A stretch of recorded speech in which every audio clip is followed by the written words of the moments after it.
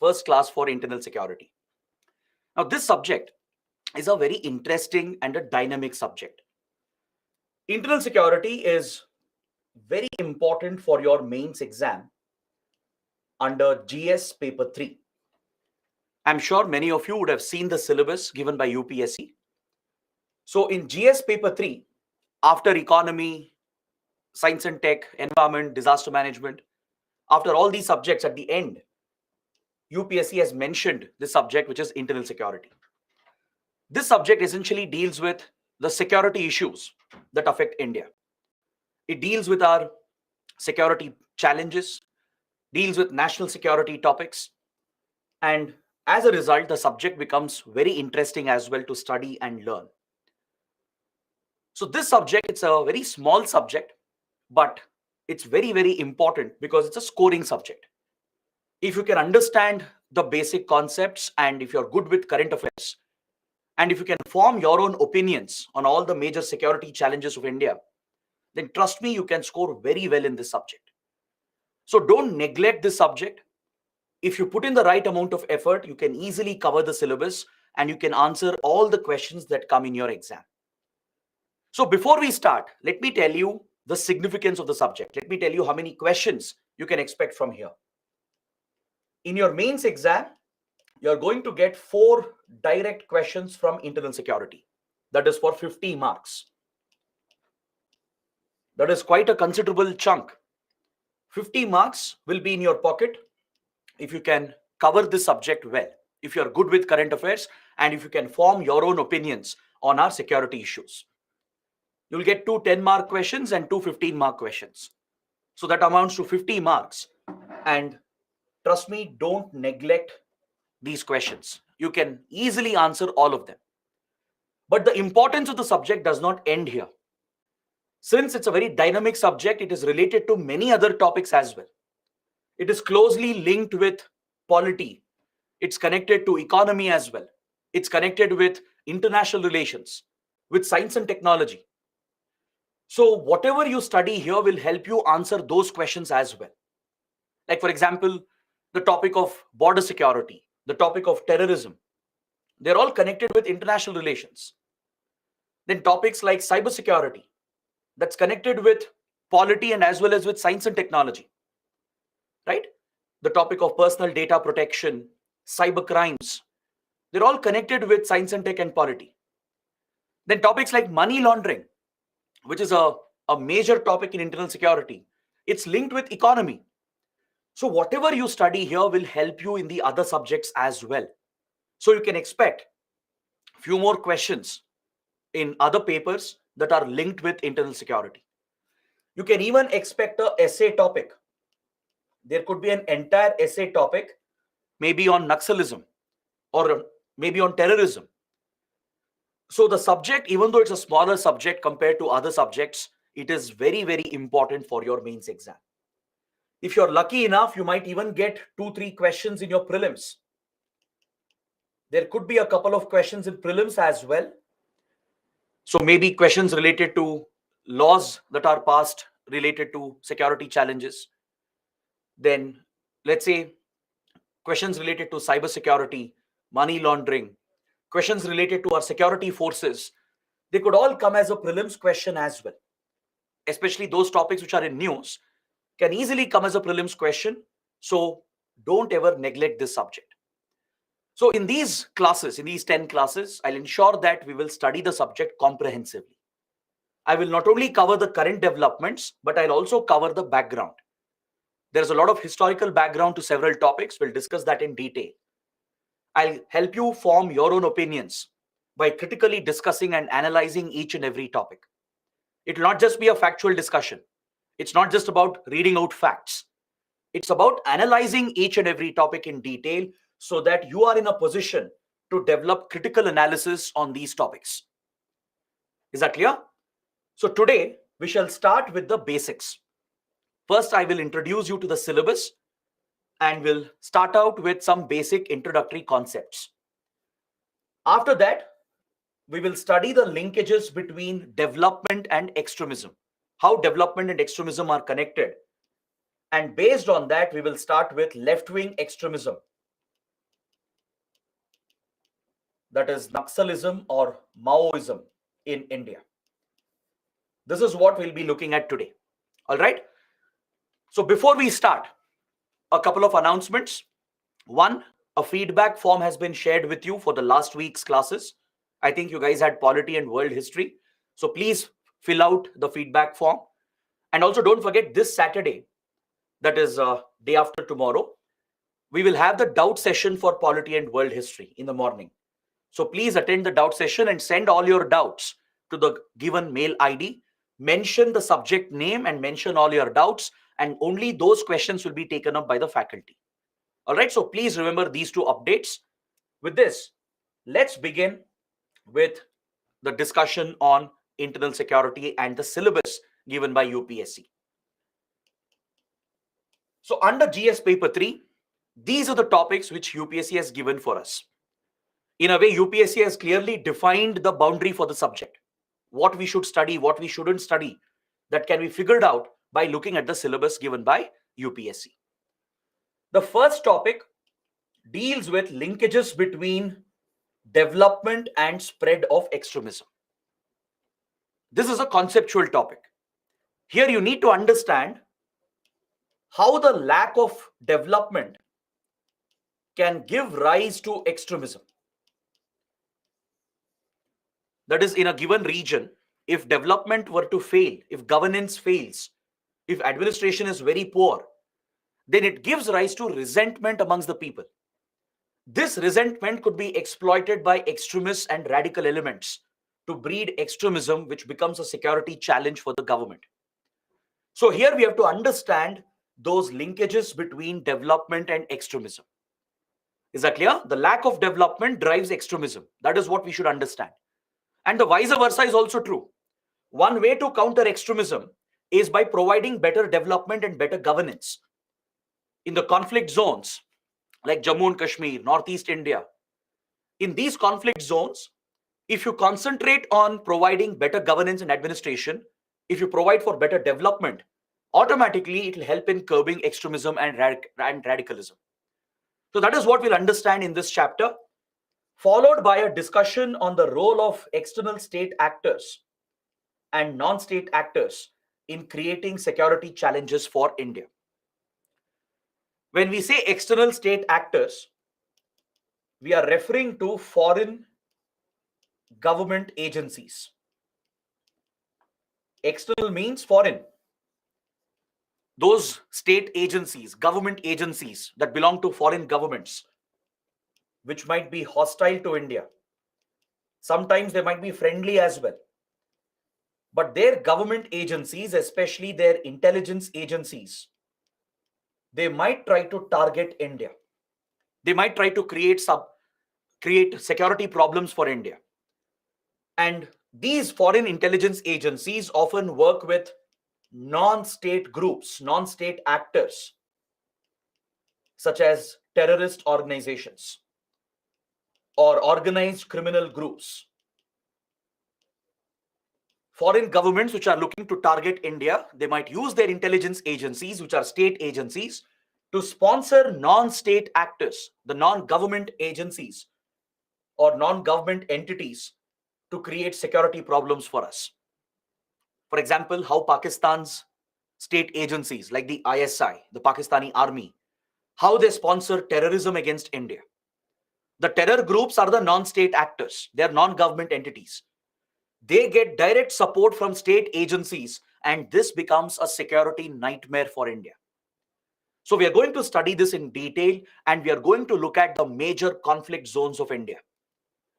We will study Naxalism, or also called as Maoism, which is a type of left-wing extremism. We'll also discuss Northeast insurgency. The Northeast region of India has seen multiple insurgent movements over the last 75 years. We are going to study this in detail. We'll also look at Punjab and talk about the Khalistan movement, which of late has been making a lot of news. I'm sure all of you would have been tracking the latest developments. Since the last 1 year, there are increased activities amongst Khalistani outfits in India and abroad. So this remains a very important topic. And we are also going to study insurgency and terrorism that we have seen in Jammu and Kashmir. Is that clear? These are the 4 conflict zones of India, and we are going to cover all these security threats in complete detail. We'll understand state-sponsored terrorism, how foreign governments breed terrorism against India. We will understand covert proxy wars, how hostile countries like Pakistan or China, how they can sponsor secret wars against India by using proxies such as terrorist outfits and criminal organizations. So this will be the focus of our subject. In fact, majority of the discussion will be on these topics. Once we complete this, we will take up the next chapter where you study the challenges to our security created through communication networks, the role of media and social networking sites. This is another important topic because today, in the world of social media and internet, right, plenty of security challenges can be created by misusing media platforms and social media platforms. So we're going to study this in detail, how communication networks and media platforms can be misused to create security challenges. We'll also discuss the basics of cybersecurity. We're going to talk about cyber crimes, cyber warfare, cyber espionage. We'll understand what measures India is taking to strengthen our cybersecurity. And then we'll have a separate discussion on money laundering. We'll understand what is money laundering. Money laundering is not just an economic offense. It's a security challenge as well. We're going to study this in detail. Then we will focus on border security. Because if you have to secure your country internally, if a country has to be stable, you need to ensure external security. You need to secure your boundaries, your borders. That is where the threats come from, right? Criminals who are involved in smuggling and trafficking, they smuggle the goods into India via the borders, through the land borders that we share, through the maritime borders that we have. So securing the borders and managing them effectively is crucial in national security and internal security.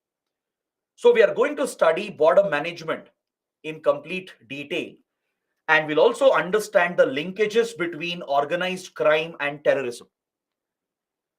Please remember that organized crime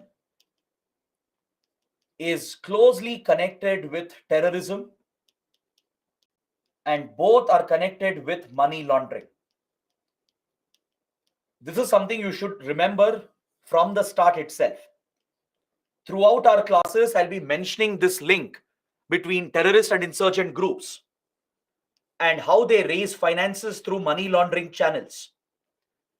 We'll discuss how terror groups and insurgent groups procure drugs and weapons by working with criminal cartels, organized criminal cartels.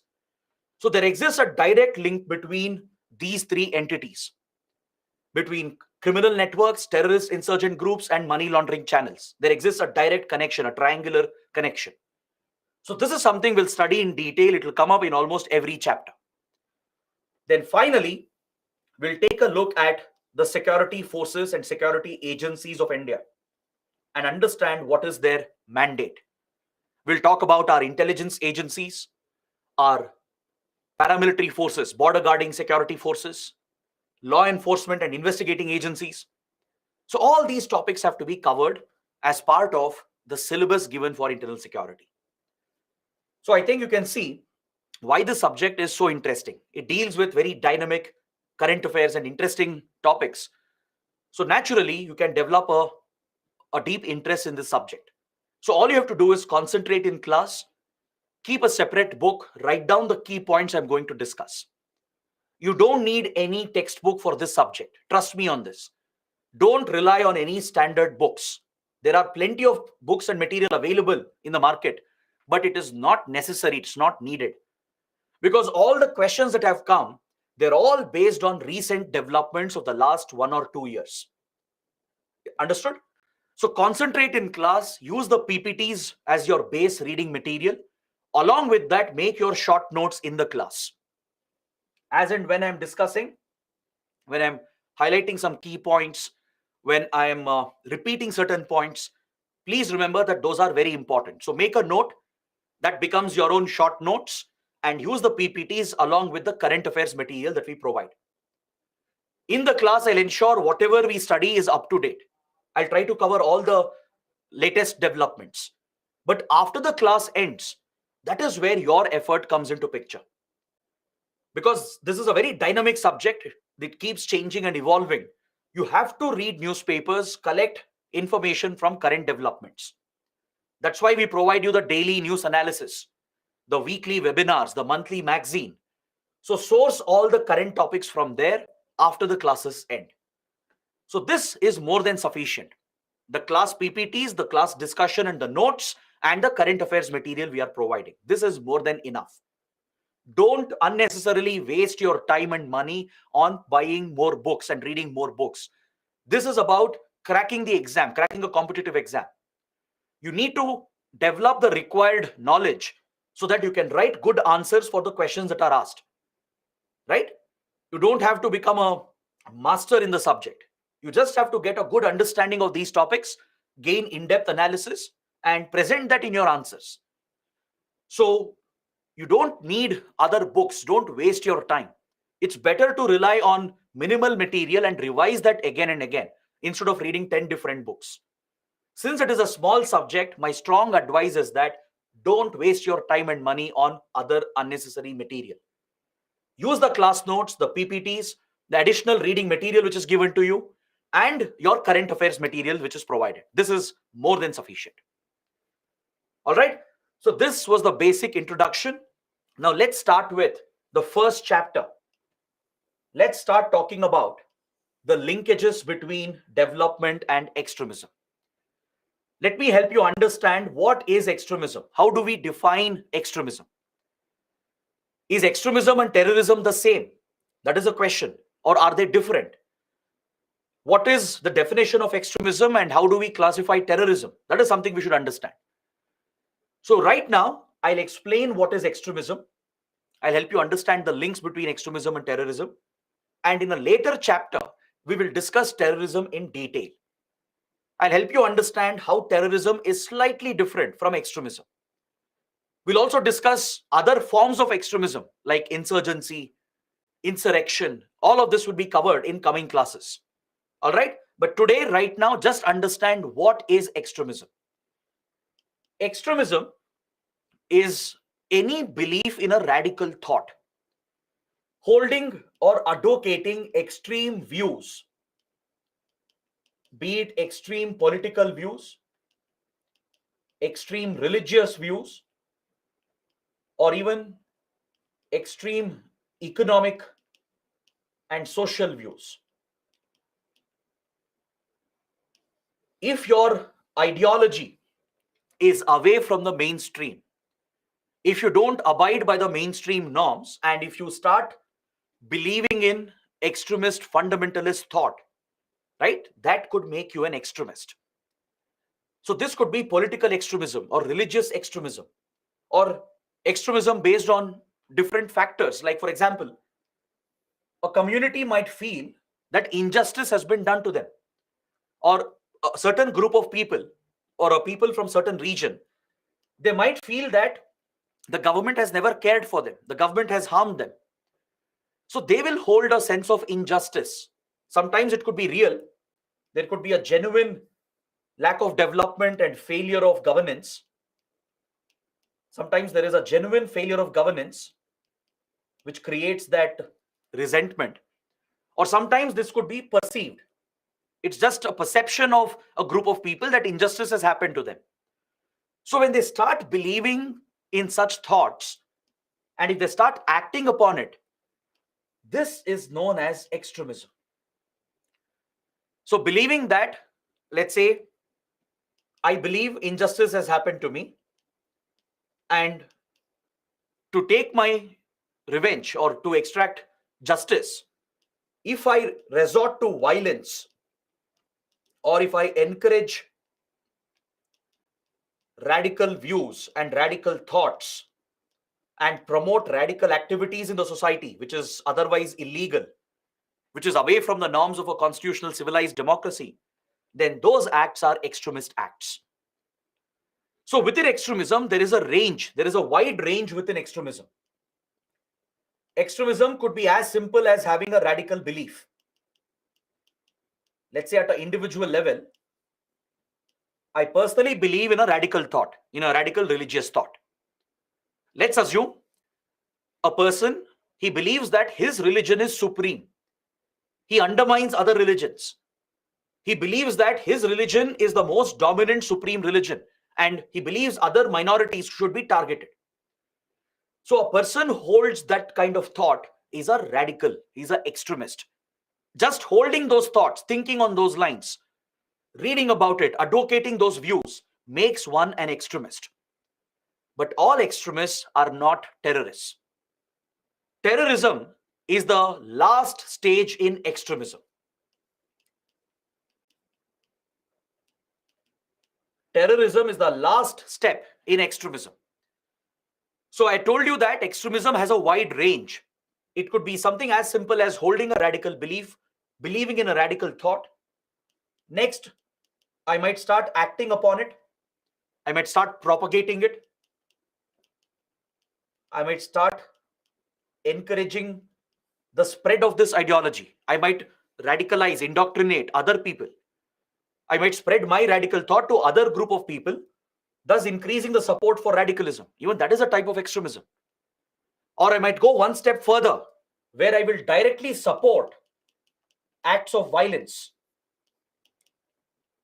There could be others who are terrorists and insurgents who are actually carrying out violence on the ground, and I might start supporting them. I might provide funds, supply weapons, or provide them shelter. Any kind of support, direct support to these activities also is an extremist activity. And then comes the final stage where the person directly gets involved in the act of terrorism and violence. So this is unacceptable in a civilized democracy. Just holding a radical belief is fine. It is still acceptable. It can still be tolerated as long as it is not contributing to violence.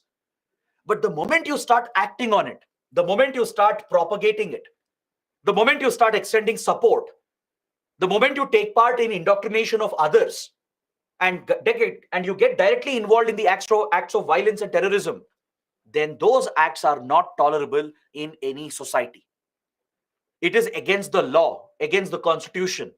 It is against the very norms and principles of a civilized democracy. So these acts of extremism represent a major security threat to the country and the society. Is that clear? So radical political ideologies, radical religious ideologies or religious fundamentalism, perceived sense of injustice, genuine lack of development and governance, or a combination of all these factors, they could give rise to extremism. Amongst those who hold the resentment against the government, against the country, against the people, amongst them, radical views might develop. Then they might start acting on it, propagating it, supporting it, or in worst case, they themselves will get involved in the acts of violence, which is terrorism. Terrorism is a blind, mindless act of violence. If extremism results in a mindless act of violence, where innocent civilians are targeted and killed, where armed forces, government institutions are targeted, and innocent civilians are targeted and killed by extremists, then that becomes an act of terrorism. Is that clear? You have different types of extremism as well, like insurgency, insurrection. There exists a difference between terrorism and insurgency. So we are going to study that later. We'll come to those topics in the next chapter, not right now. But as of now, understand what is extremism and how terrorism and insurgency are different types of extremism. Is that clear? So extremism can be something as simple as holding a radical thought or believing in a radical ideology. Extremism is also acting upon it. If I promote and advocate this ideology, if I spread this ideology to others, if I brainwash other people to believe in my radical ideology, even that is an act of extremism. If I start giving some kind of support to the violent acts, even that is extremism. Finally, if I myself engage in the act of violence, if I carry out a terror attack, if I join an insurgent group, then that is the last stage in extremism. Resorting to violence is the last stage in extremism. Is that clear? So in the last stage of extremism, you have different types, that is terrorism, insurgency, etc. So if this concept is clear, we can proceed further. And in the next chapter, I'll help you understand what is terrorism and how is it different from insurgency. That we'll study in the next chapter. So right now, let's just focus on linkages between development and extremism. And we'll talk about left-wing extremism in India. That would be the first topic for today. Is that clear? So under this topic, we are going to study different types of extremism that India has witnessed. As I mentioned, we'll be studying left-wing extremism, which is a radical political ideology. It's called Naxalism or Maoism in India. It's one type of left-wing extremism which India has suffered from. All right, left-wing extremism is a type of political extremism. It results in mindless violence, turns to insurgency and terrorism. And in India, we call it the Naxal movement or the Maoist movement. We'll also study Northeast insurgency in detail, along with religious fundamentalism and terrorism, especially state-sponsored terrorism that we have witnessed in Punjab and in Jammu and Kashmir. Essentially, the Khalistan movement and the separatist movement seen in Kashmir, which includes insurgency and terrorism. So we'll study the role of Pakistan. We will study the role of China and other state actors, other foreign governments and their agencies in supporting these extremist acts against India. Is that clear? So please look at this map. This map depicts the 4 conflict zones of India. The first major conflict zone is the Naxal corridor. This is the red corridor of India, the Naxal corridor of India, where Naxalism has been very prevalent. From Bihar to West Bengal, Jharkhand, Chhattisgarh, Madhya Pradesh, Maharashtra, Odisha, Andhra Pradesh and Telangana, parts of Karnataka, Tamil Nadu and Kerala, parts of Delhi, Punjab and Haryana. These parts of India have been affected by Naxalism, or also called Maoism. So this is one conflict zone. We are going to study Northeast insurgency, how the northeastern states have been affected by multiple insurgent movements. We are going to study the Khalistan movement in Punjab. And we are also going to study insurgency and terrorism in Jammu and Kashmir. These are the 4 conflict zones of India. We have dealt with these conflicts from many decades and they remain active even today. They remain a serious threat even today. So it's very important to understand all the details connected to these topics. So before I proceed further, I would like to help you understand what is left-wing and right-wing ideology. Since I'm using the term left-wing extremism, before we begin, obviously you should know what is left-wing ideology, what is right-wing ideology. Some of you might have heard of these terms, some of you might know what it means as well. But there could be a lot of freshers and beginners. So I'll give you a basic idea regarding what is left-wing and right-wing ideologies. These are different types of political ideologies. If you look at political ideologies, you can place them at different locations on the political spectrum. That is, in the field of politics, right? There are different sets of ideologies that are represented on this line called the political spectrum. Within the political spectrum, there are different types of ideologies. There are different parties, political parties and organizations, and even religious groups, other social organizations that stand for certain political principles. So depending on what an organization believes in, depending on what an individual believes in.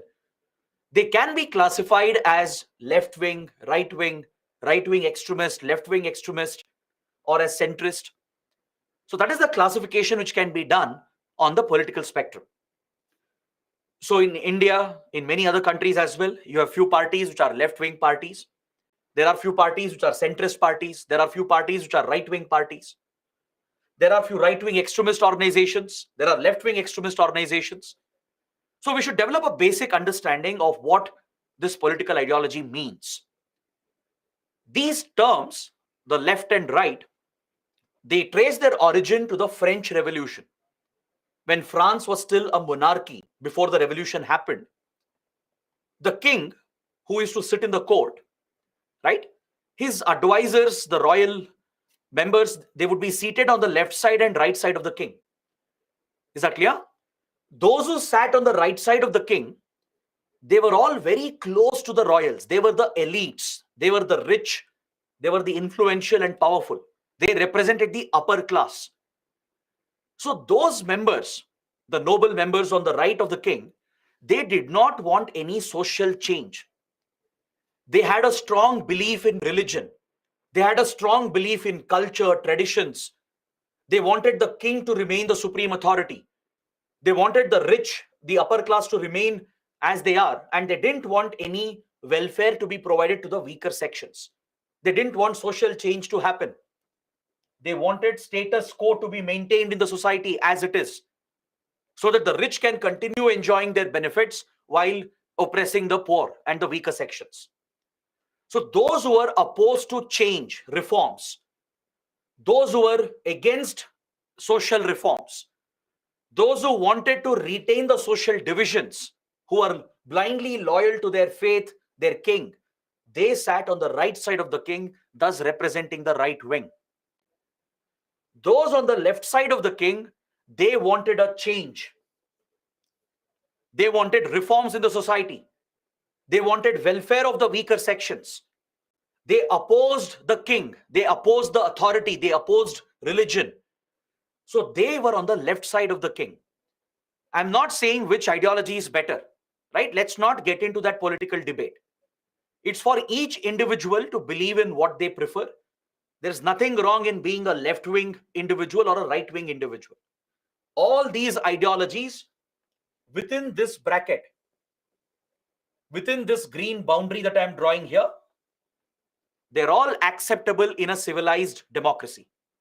In a modern civilized state, all these ideologies are acceptable. Left-wing ideology is acceptable. You also have something called left of center that comes in between centrist and left-wing ideology. Then, of course, you have centrist ideology in the middle. You also have right of center between centrist and right wing. Then you have right-wing ideology.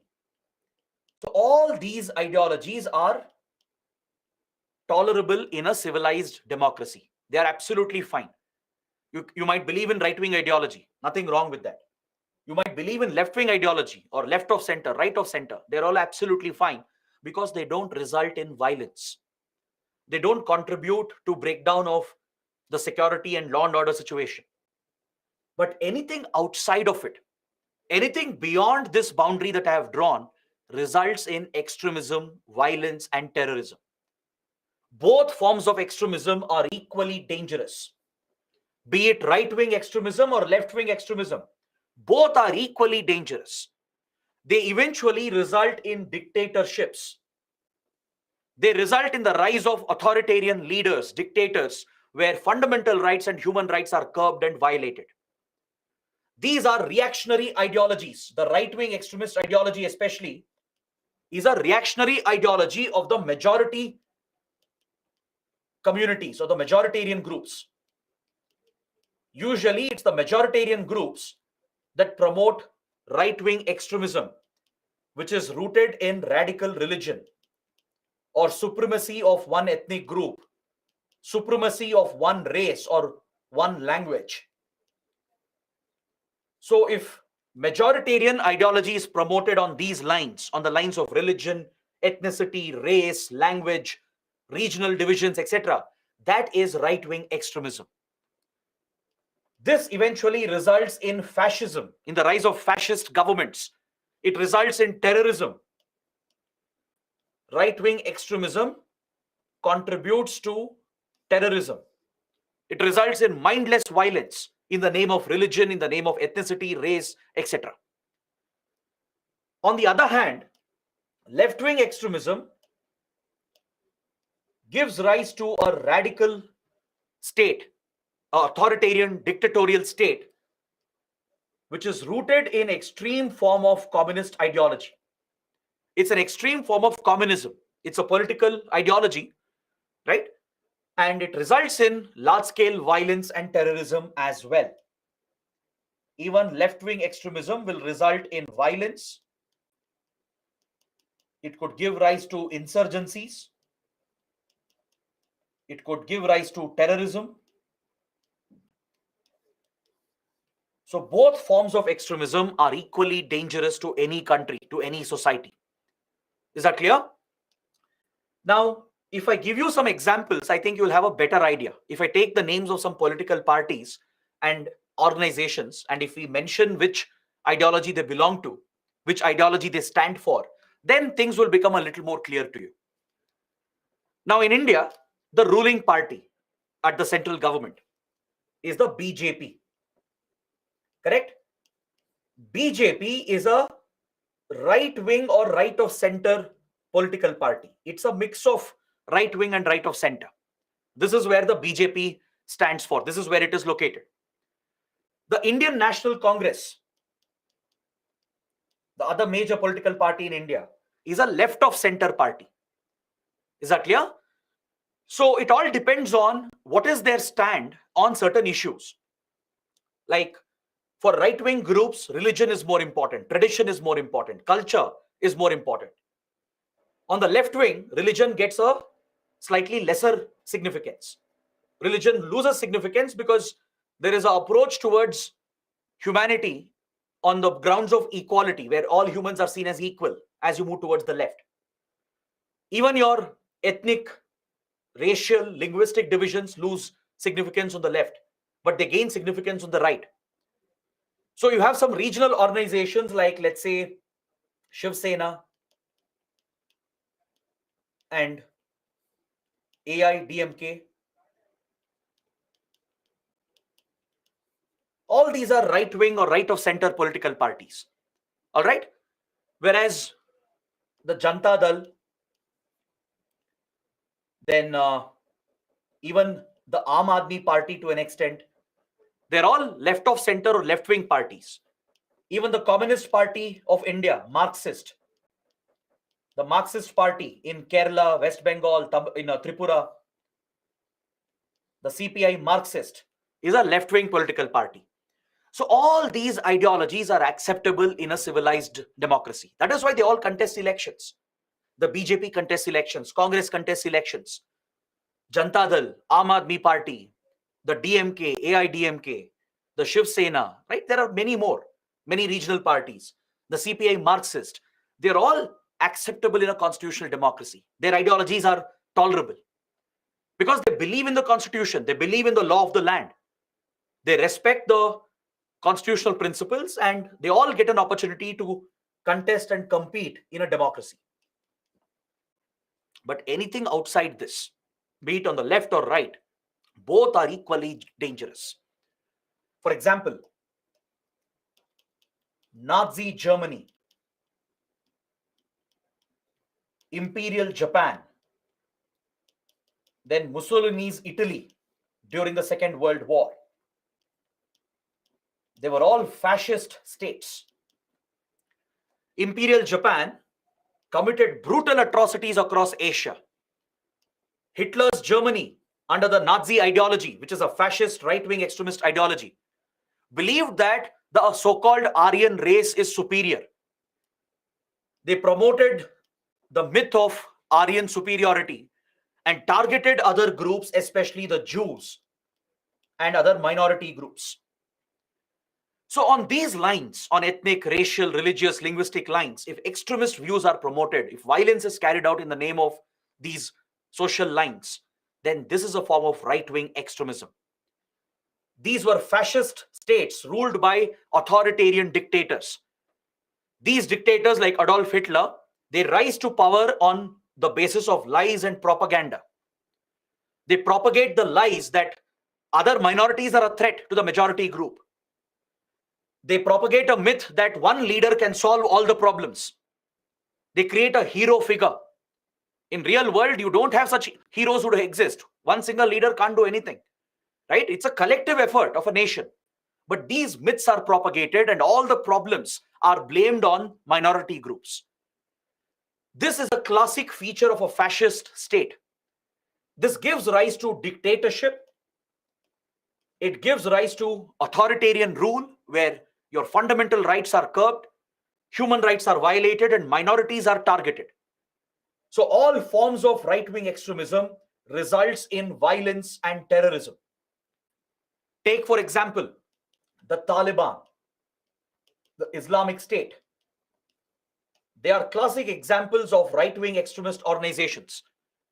Right? Their philosophy is rooted in radical religion. And please understand, the problem does not lie with one particular religion or one particular community. In every religion, there are strands of extremism. This is a basic note I'm issuing at the very beginning. I hope everyone here is a mature audience, right? Because this is a competitive level exam and you can't take offense to what we are discussing. This subject is a very delicate, sensitive subject. It deals with many sensitive topics. We have to name and call out certain radical ideologies. We have to do that. That is the nature of the subject. So please understand, no religion preaches extremism and terrorism. At the core of it, be it Islam, be it Hinduism, Christianity, Buddhism, Sikhism, Judaism, all major religions, none of them preach extremism or terrorism. The problem does not lie with any religion. It is the elements in each religion. There are certain elements in each religion. They misuse their faith. They misinterpret their faith, give it a wrong interpretation for their selfish political interests. They give their religion a wrong interpretation and breed extremism and promote radicalism and terrorism. And you find this in every faith. Is that clear? If Taliban, Islamic State, Lashkar-e-Toiba, Jaish-e-Mohammed, and many others, if they represent the radical sections within Islam, similarly, you have radical outfits in Hinduism as well, right? They have misinterpreted the faith. They are using religion for their selfish interests, for their political interests. In Christianity, you have radical groups. In Buddhism, there are radical Buddhists, right? And it's ironic because Buddhism is built on the principle of ahimsa. The very core philosophy of Buddhism is built on ahimsa. Such a beautiful religion has been misinterpreted by radical extremists, and see what radical Buddhists have done in Sri Lanka and in Myanmar. The Tamil minorities have been targeted and oppressed by radical Buddhists. That's what led to the civil war in Sri Lanka. In Myanmar, minority ethnic groups, Rohingya Muslims, they have been targeted, oppressed by the radical Buddhists.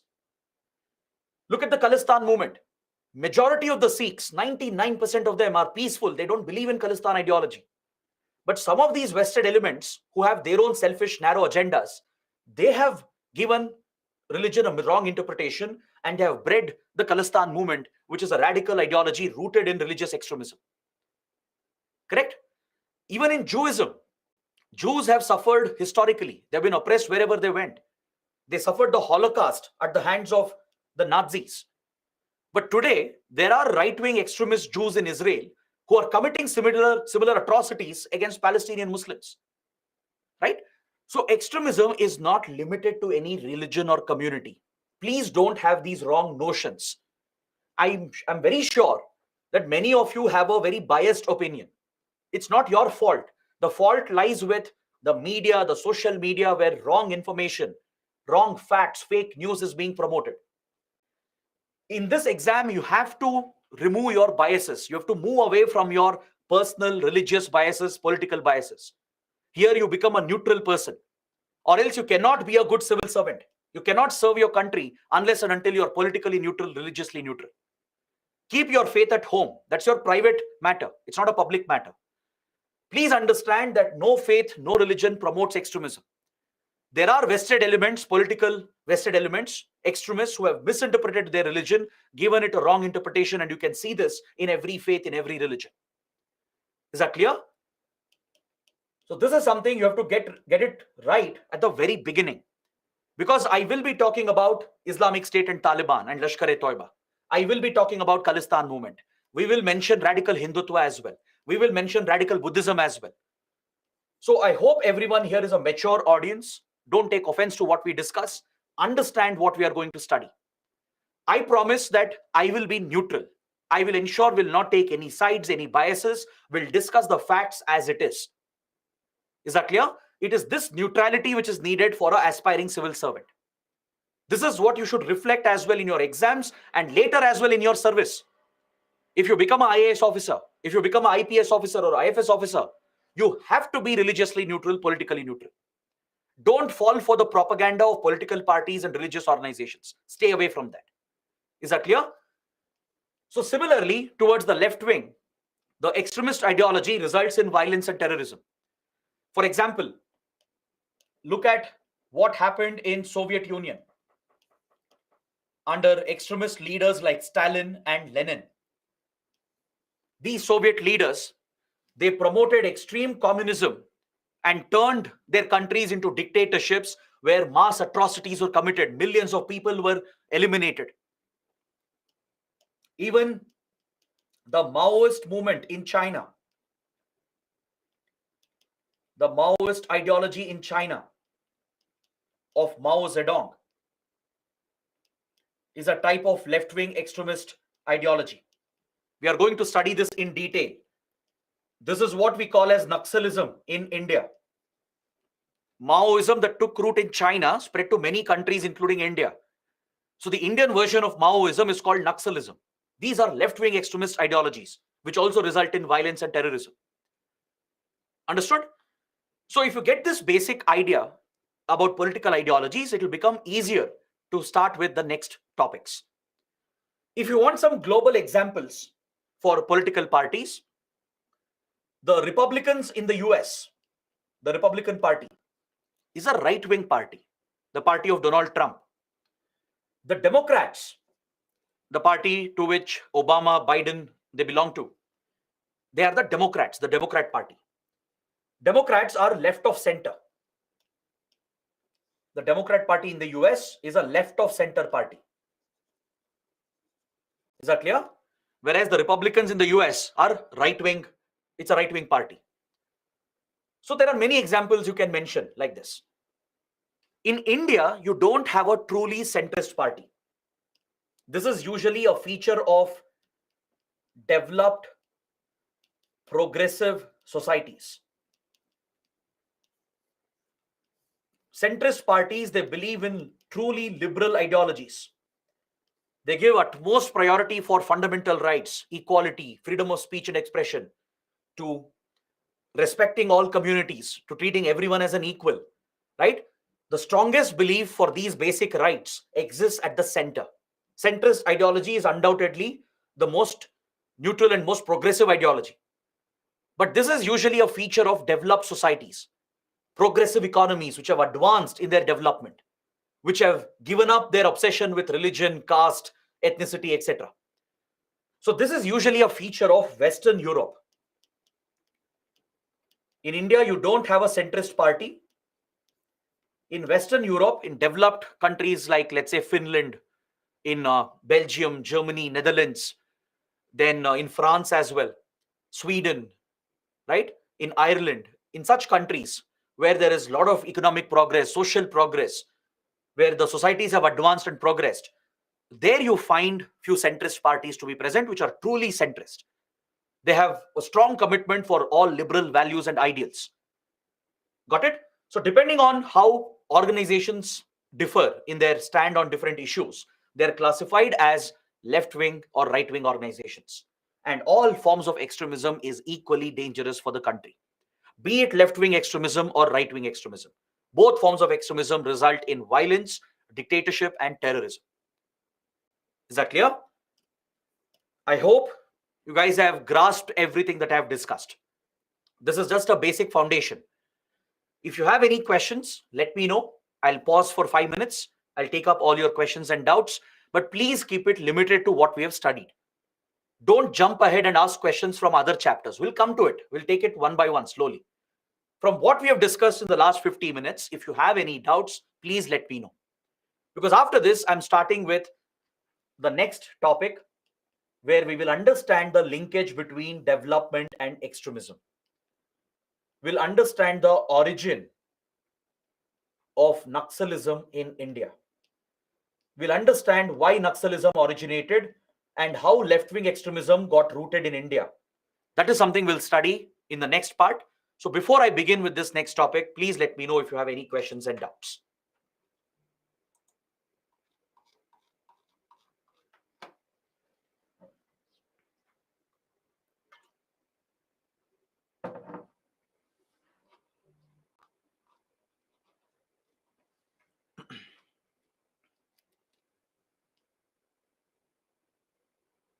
Okay, first question, Ragini is asking, sir, is it correct to say that militancy, insurgency, terrorism, they're all forms of extremism? Yes, you're absolutely correct, Ragini. Insurgency, terrorism, militancy, they're all different forms of extremism. You're absolutely correct. So in the next chapter, I will explain what is terrorism, what is insurgency, how are they different. We'll study that. But for now, please understand they're all different forms of extremism. Pooja is asking, sir, there are atrocities against blacks in Western Europe. Yes, that is by extremists. The white racial supremacists who believe the white race is superior, they have targeted the black community and even minorities of other color. It happens in the US as well. In US, you have few white supremacist groups that target not just the black community, but even immigrants and other minority groups of other color. All these are extremist organizations. They are found in US as well, in advanced economies like European countries as well. No country is free from extremism. Every country has some form of extremism.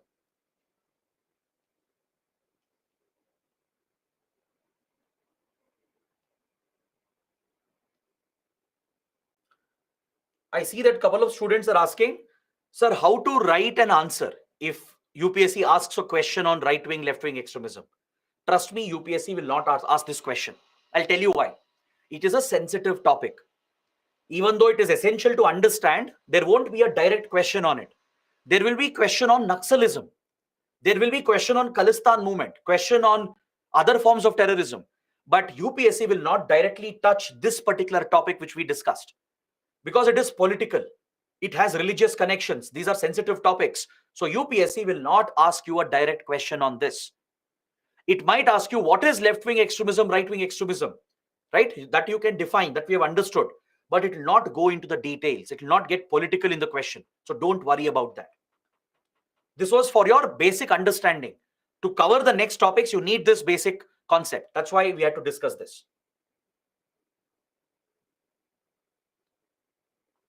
See, Umaira has a similar question. Umaira is asking, sir, as you said, BJP is right-wing, Congress is left-wing. Can we mention this in the answers? Don't do that. Never mention the name of political organizations or religious organizations in your answers. Please, you have to be neutral. Remember that. Even if the question is asking, let's say the question is talking about left-wing extremism, right-wing extremism, or any of these ideologies. Let's say a question has come. You don't have to mention any party. Don't mention BJP, Congress, Aam Aadmi Party. Don't take the names of any political groups. Don't mention any religious groups. Don't do that. Because that might give away your religious bias, political bias. Don't do that.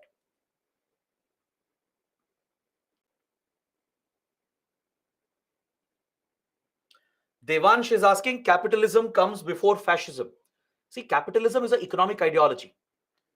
But yes, fascist states, they believe in blind capitalism where they just promote the rich industries, etc. But capitalism itself does not directly contribute to fascism as such. There is a connection, but capitalism is more of an economic ideology where private sector has to play a bigger role in the economy, right? The opposite of capitalism is socialism, communism, socialism, where it's believed that the state has to control the resources, the economy, and the manners of production. Like Soviet Union, right, was a socialist economy. It still is a socialist economy. So those are economic ideologies. So capitalism, in a way, plays a role in fueling fascism. Like if you take Nazi Germany, for example, the capitalist industries, the industrialists, they did align with Hitler. They did sponsor the rise of fascism. But it's not one and the same. Capitalism is an economic ideology, whereas fascism is a political ideology.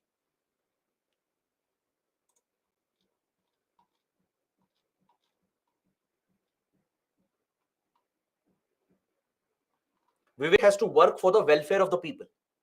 The state has to control the economy, control the resources, distribute the resources to everyone, and promote public sector, public organizations to play a bigger role than private sector. So that concept is called socialism, which you study in economy and also in history as well, in social issues as well. So that is the concept of socialism, which is an economic model. Even India adopted a socialist model, right? In the initial days, we did adopt some version of socialism and a mix of capitalism. That's why India was a mixed economy.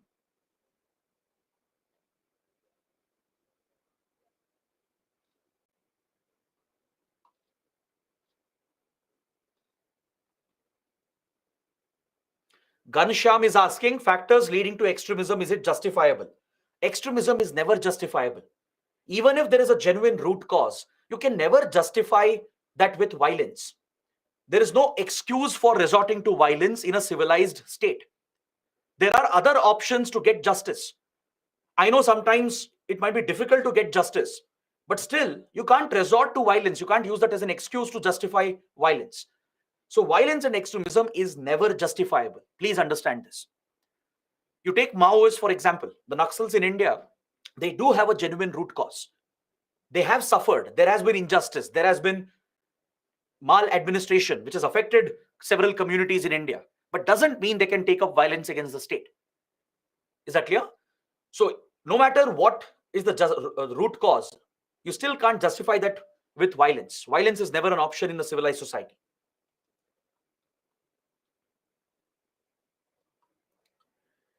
Next, Mujtaba is asking, sir, where does Jamaat-e-Islami and RSS stand? They're all right-wing organizations, right-wing religious organizations, be it the Jamaat, be it Bajrang Dal, RSS, VHP. They're all right-wing organizations.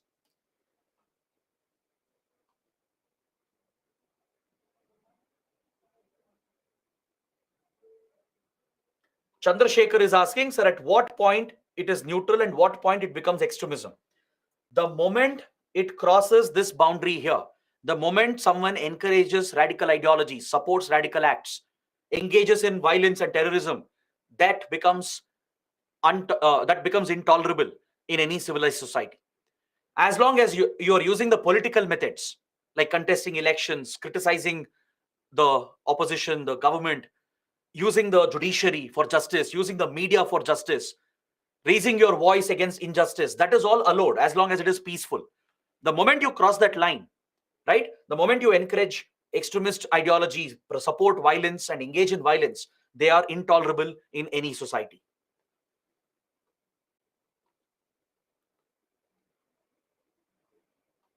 Aniket is asking, sir, why terrorism is mostly seen in eastern parts of India? No, not at all. Terrorism is seen in different parts of the country, not just in eastern parts of India.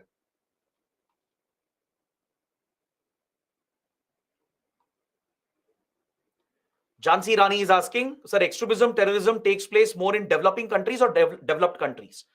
Usually, you find such acts of extremism to be more in developing nations, underdeveloped nations, because your social backwardness is connected to rise of extremism. That's why the next topic is important, the link between development and extremism. As societies and economies develop and advance, we move away from the social divisions and we can tackle these acts of extremism. That's why developed countries have a lesser degree of threat, but they are not free from extremism. Even in developed countries, there are extremist groups, but they don't face the same level of threat like developing nations and underdeveloped countries.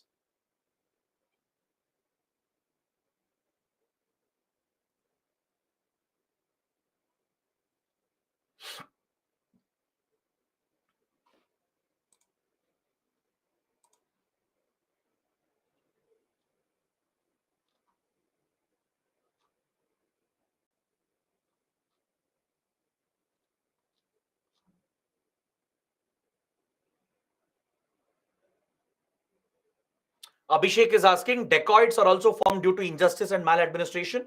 Not exactly. Dacoits are robbers. Robbery is not a type of extremism. It's a illegal criminal act. We are not dealing with robberies here. Dacoitry or robberies. They are crimes. They are robberies, or it's basically a disruption of law and order, right?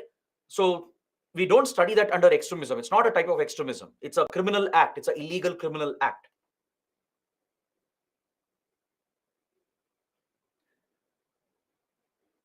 Sharath is asking, sir, unemployment leads to extremism. Yes, it can contribute. When the younger population, when they don't have employment opportunities, if they don't have good education, if they don't have enough livelihood opportunities, they become vulnerable for indoctrination. They become the targets of these radical extremists. They will easily brainwash them because they don't have a job. They have a resentment against the state. And as they say, an ideal mind is a devil's workshop, right? So those who are not productively engaged in the society, in the economy, they are more vulnerable to radicalization. So unemployment can drive extremism. It could be one of the factors.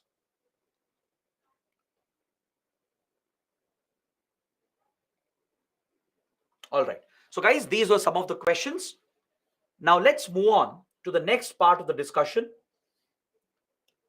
Let's start with the linkages between development and extremism and how it has contributed to the rise of Naxalism in India.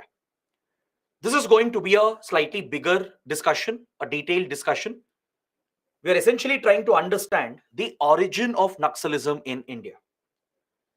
Naxalism is a type of left-wing extremist ideology. It has affected multiple states in the country. Even today, Naxalism remains very active. The movement started back in 1967. It's been more than 50 years since the Naxal movement started, and it still survives and thrives and remains a major security threat for India.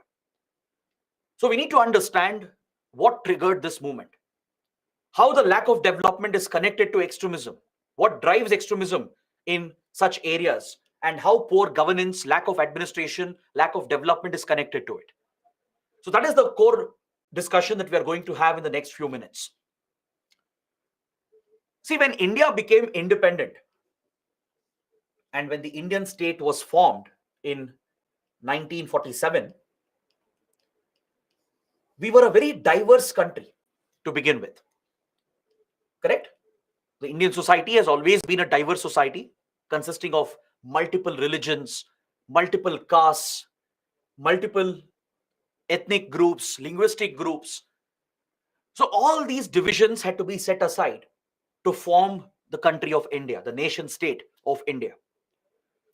So we say that our unity lies in our diversity. Diversity is our biggest strength. That is correct. But at the same time, your diversity can become your weakness as well. When there are social divisions between different religions, different communities, different ethnic groups, linguistic groups, different castes, those divisions could increase, contributing to radical ideologies. So when India was formed, when India became independent, it was after a prolonged struggle against British rule. The colonial rule had destroyed our economy and society. At one point, India was a thriving economy, right? Even though India as a state did not exist, right? The Indian civilization, which is an ancient civilization, was a very progressive civilization. Even though it was ruled by different empires, different kingdoms, even though multiple religions have thrived, all different ideologies have been absorbed in India, and that is what gives us the strength of diversity. That's the beauty of the Indian society. But this strength of India was destroyed by colonial rule. Years of colonial exploitation destroyed our economy, destroyed our agriculture. They destroyed our cottage industries. They harmed the tribal communities in India. The tribal communities which reside in forests, which dwell in forests, their basic rights were taken away, right? Their dignity was affected. So the British left behind a broken country, a broken economy, a broken society. So thanks to the social divisions in our country, when India was formed, there were multiple challenges in the country. The first government of India, the then Nehru government, had to deal with numerous challenges which you can't even imagine, you can't even think of. Keeping the country together itself was a big challenge. There were many princely states which were not willing to join India. Some were willing to join Pakistan, like the Nizam of Hyderabad, the Nawab of Junagadh, right? Raja Hari Singh of Jammu and Kashmir wanted to remain independent. The King of Travancore was hesitant to join India. There were few Rajput kingdoms as well in today's Madhya Pradesh and Rajasthan which were hesitant to join India. In the northeast, several tribes were hesitant to join India. Many of them wanted their own countries. So building a strong nation, building a national identity itself was a big challenge. Upon that, we had problematic neighbors like Pakistan. From the very beginning, Pakistan started creating problems for India. Right? We went to war with Pakistan over the Kashmir issue. Pakistan captured illegally our territories that belongs to Jammu and Kashmir. In the northeast, insurgencies broke out. The Naga groups, they declared an insurgent war against India from 1947 itself. So there were multiple security threats, multiple challenges, including economic and social challenges. Our economy had been destroyed to such an extent that we had to depend on outside support for everything.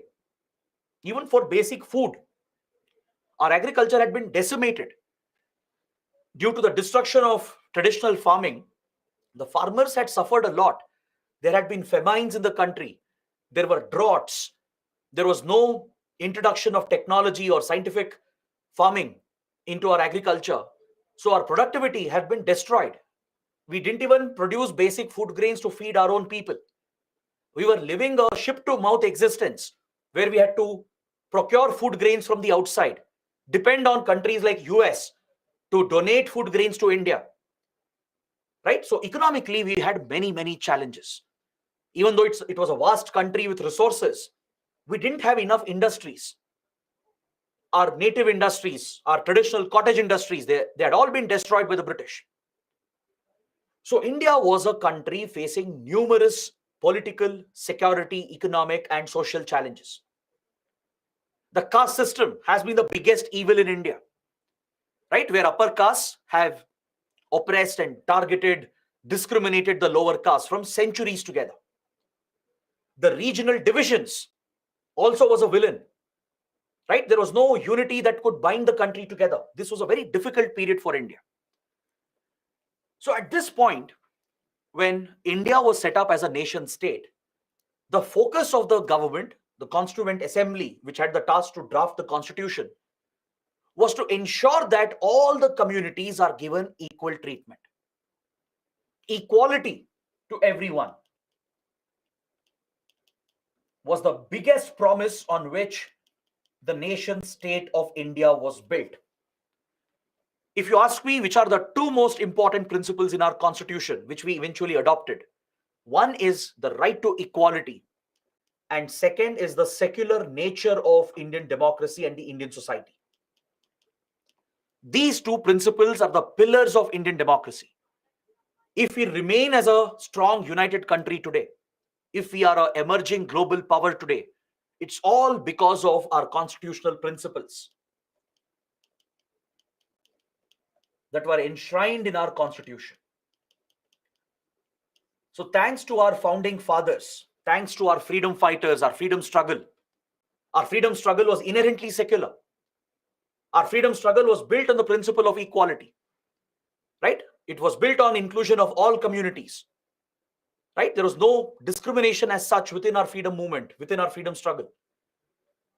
The leaders of India, the then freedom fighters and the leaders of India, they were far-sighted enough to understand what India needed to keep the country together. So in the constitution, several guarantees were provided, commitments were made through fundamental rights and directive principles of state policy that the state will look after the welfare of the people.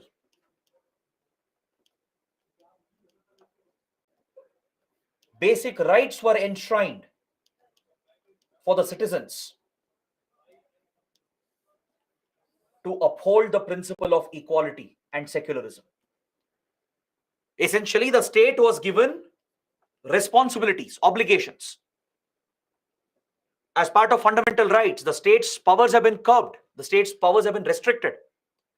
The state cannot discriminate, for example, under Article 14, that provides right to equality, irrespective of which religion you belong to, which gender you belong to, which caste or which region you're from. None of that matters in India, right? Every human is an equal human being. That's how the constitution looks at it. There are other provisions as well with regard to employment, with regard to education. The constitution also provides for reservation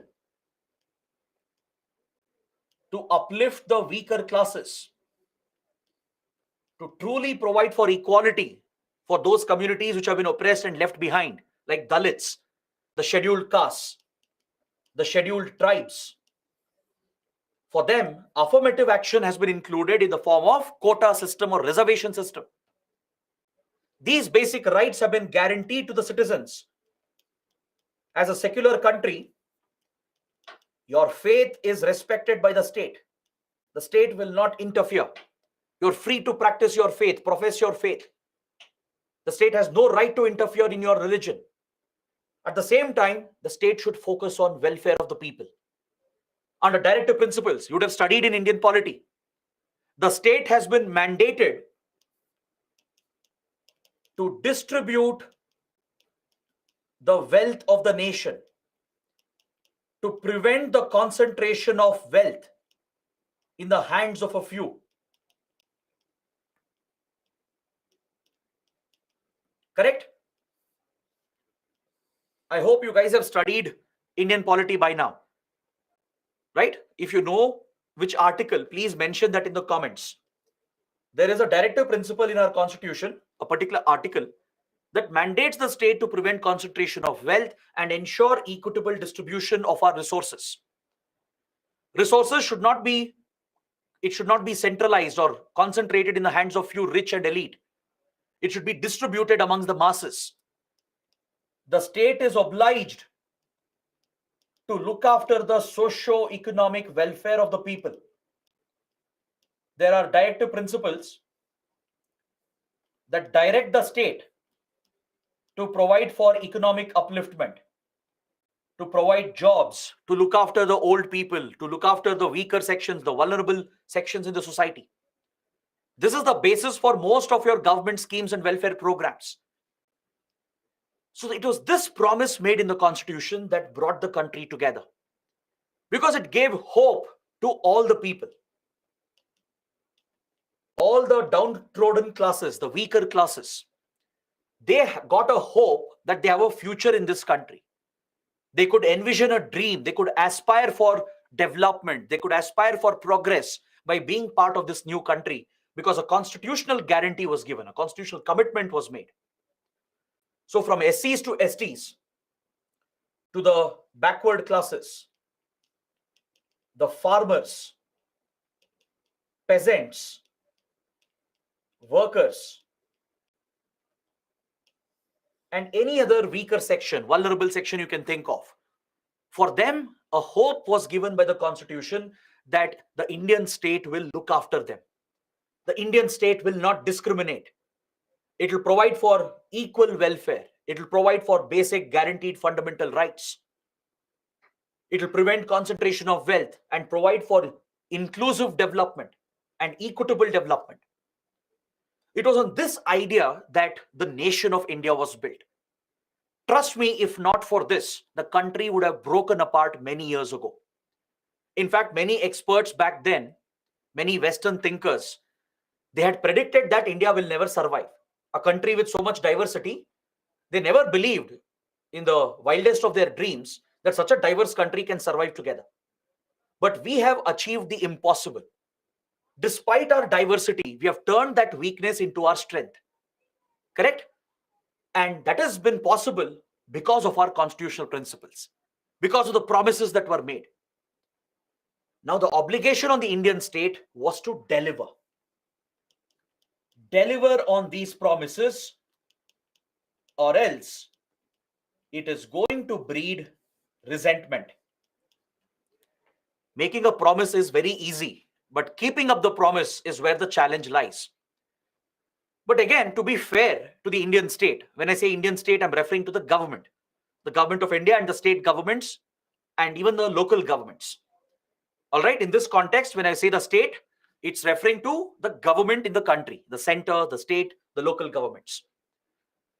Of course, people had every right to expect this from their government, right?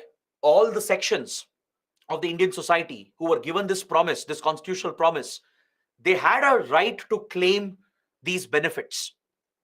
It was natural to expect this progress to happen, this development to happen. But at the same time, please understand the difficult position of the Indian state back then. See, right now it's easy to look back in retrospect and say that this was wrong, this was correct, these blunders were committed. It's easy to do that in retrospect, right? But in that context, I'm talking about 1950s to 1990s, those 40 years. It was a very difficult period for India, very challenging period.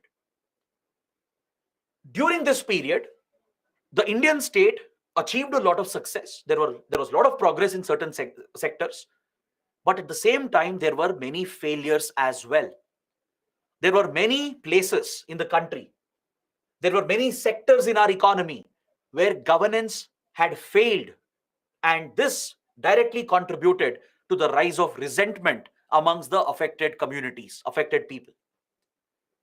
People had high expectations from the Indian state, but when they saw that the state was not delivering, when they saw that corruption had taken root, when they saw that few communities were thriving and others were being left behind, when they saw that few regions were developing and other regions were being left behind, naturally it contributed to resentment. Because some sections believed that injustice had been done to them. And this is true as well in certain contexts. For example, farmers, peasants, workers, tribal communities, they did suffer from lack of development and poor administration. This is a reality. Poor governance, lack of development did have a big impact on the tribal communities of India, on the farmers of India, on certain regions in India. Some regions were thriving. They started developing at a very fast rate, especially South Indian states, Western states, Gujarat, Maharashtra, Karnataka, Tamil Nadu, Kerala. They all developed and progressed at a much faster rate than the rest of the country, right? This was, of course, not a deliberate targeting of any region, but that was the lopsided nature of development. There was better governance in certain states, but some states fell behind. There was a corrupt nexus between politicians, the industrialists, government officials. The corruption destroyed the governance system in many places. It led to injustice to several communities, especially farmers, peasants, and workers. So over a period of time, a resentment would start to grow amongst these sections. It was only natural. Because when there is genuine injustice which has happened, right, it will definitely breed resentment amongst the affected population. And if it is exploited by extremists, it will easily turn into a major security threat. Now imagine a situation. Let's say there are two communities. Okay, let's say there are two religious communities and a communal riot has happened. All right. In this incident, if the police, the government, and the judiciary, if they are not neutral, if they don't deliver equal punishment to all the perpetrators, irrespective of their religion, right? If they don't do that, then definitely there will be one community which feels affected, which feels that injustice happened to them. If the government fails to be neutral and fails on this front of governance and development and justice, those who hold a sense of injustice, they will become a breeding ground for resentment. They will be dissatisfied with the government, the judiciary, the constitution itself. And the moment people lose faith in the constitution, that is where they become vulnerable for extremism. Extremists can easily radicalize them, brainwash them to take up violence against the state. So that is the direct connection that exists between lack of development and extremism. Is that clear? In areas where governance has failed, where development, equality has not been provided, justice has not been provided, where wealth has been concentrated in the hands of few rich, powerful elite, where there has been corruption between governments, politicians, and government officials and the industrialists. Right? The poor people are the ones who are affected. They are the ones who are being left behind. So when this lack of development prevails for a prolonged period, and when justice is not delivered to these people, when better governance is not delivered, it is going to create resentment that becomes a ground for extremism. So this is the connection you need to understand. So we are going to talk about Maoism in India. I'll show you which regions of India have been affected, how the rise of Maoism is linked with poor governance and lack of administration. That is something we should understand. And I'll also give you some specific examples that gave birth to Maoist movement in India. Please look at this map. You can identify the Maoist affected states in India. The red corridor of India is being shown in this particular map. Multiple states in India are part of the Naxal corridor. It includes Bihar and West Bengal, where it all began. This is where the story begins. All right, we'll discuss that. We'll see what happened in 1967 in this region of West Bengal and Bihar and how Maoism took root in India. We will understand how it spread to other parts of the country like Odisha, then later to Jharkhand and Chhattisgarh, parts of Madhya Pradesh, Maharashtra, UP, Telangana and Andhra Pradesh, parts of Western Ghats, even some parts of Delhi NCR region. These are the different regions that have been affected by Naxalism. At one point, Naxalism was a very significant threat. Today, the threat has declined. Today, we have managed to counter Naxalism quite effectively in the last 15-20 years. But back in 1970s, 1980s, and even in early 2000, Naxalism or left-wing extremism was India's biggest internal security threat. Former Prime Minister Manmohan Singh, he made a very important statement in 2009. He had attended a conference where all the state DGPs were present. There is a yearly conference that is organized by Intelligence Bureau, the IB. IB is an intelligence agency. It's a domestic intelligence agency of India responsible for domestic intelligence. So every year, IB organizes this conference of all the DGPs of the state. DGPs are the highest ranking police officials of the state police. They're IPS officers. So all the state DGPs are brought together. They discuss all the security issues of the country. And the Prime Minister and Home Minister, they address this conference. In this important security meeting, the then Prime Minister Manmohan Singh had said that left-wing extremism is our biggest internal threat. Because at that point, Naxalism had revived itself. We were witnessing a revival of Naxalism in 2008, 2009, which was quite similar to what had happened in 1970s and 1980s. So these periods were the most dangerous periods for India as far as Naxalism was concerned. So we have to understand the root causes. We have to understand what is Maoist ideology, how it took root in India. Look at some examples to understand what were the contributing factors and how it spread across the country, how it has evolved over the years, and what has the government done to tackle this security challenge. So this is what we should cover in the remainder of today's class. Is that clear? So please understand that Naxalism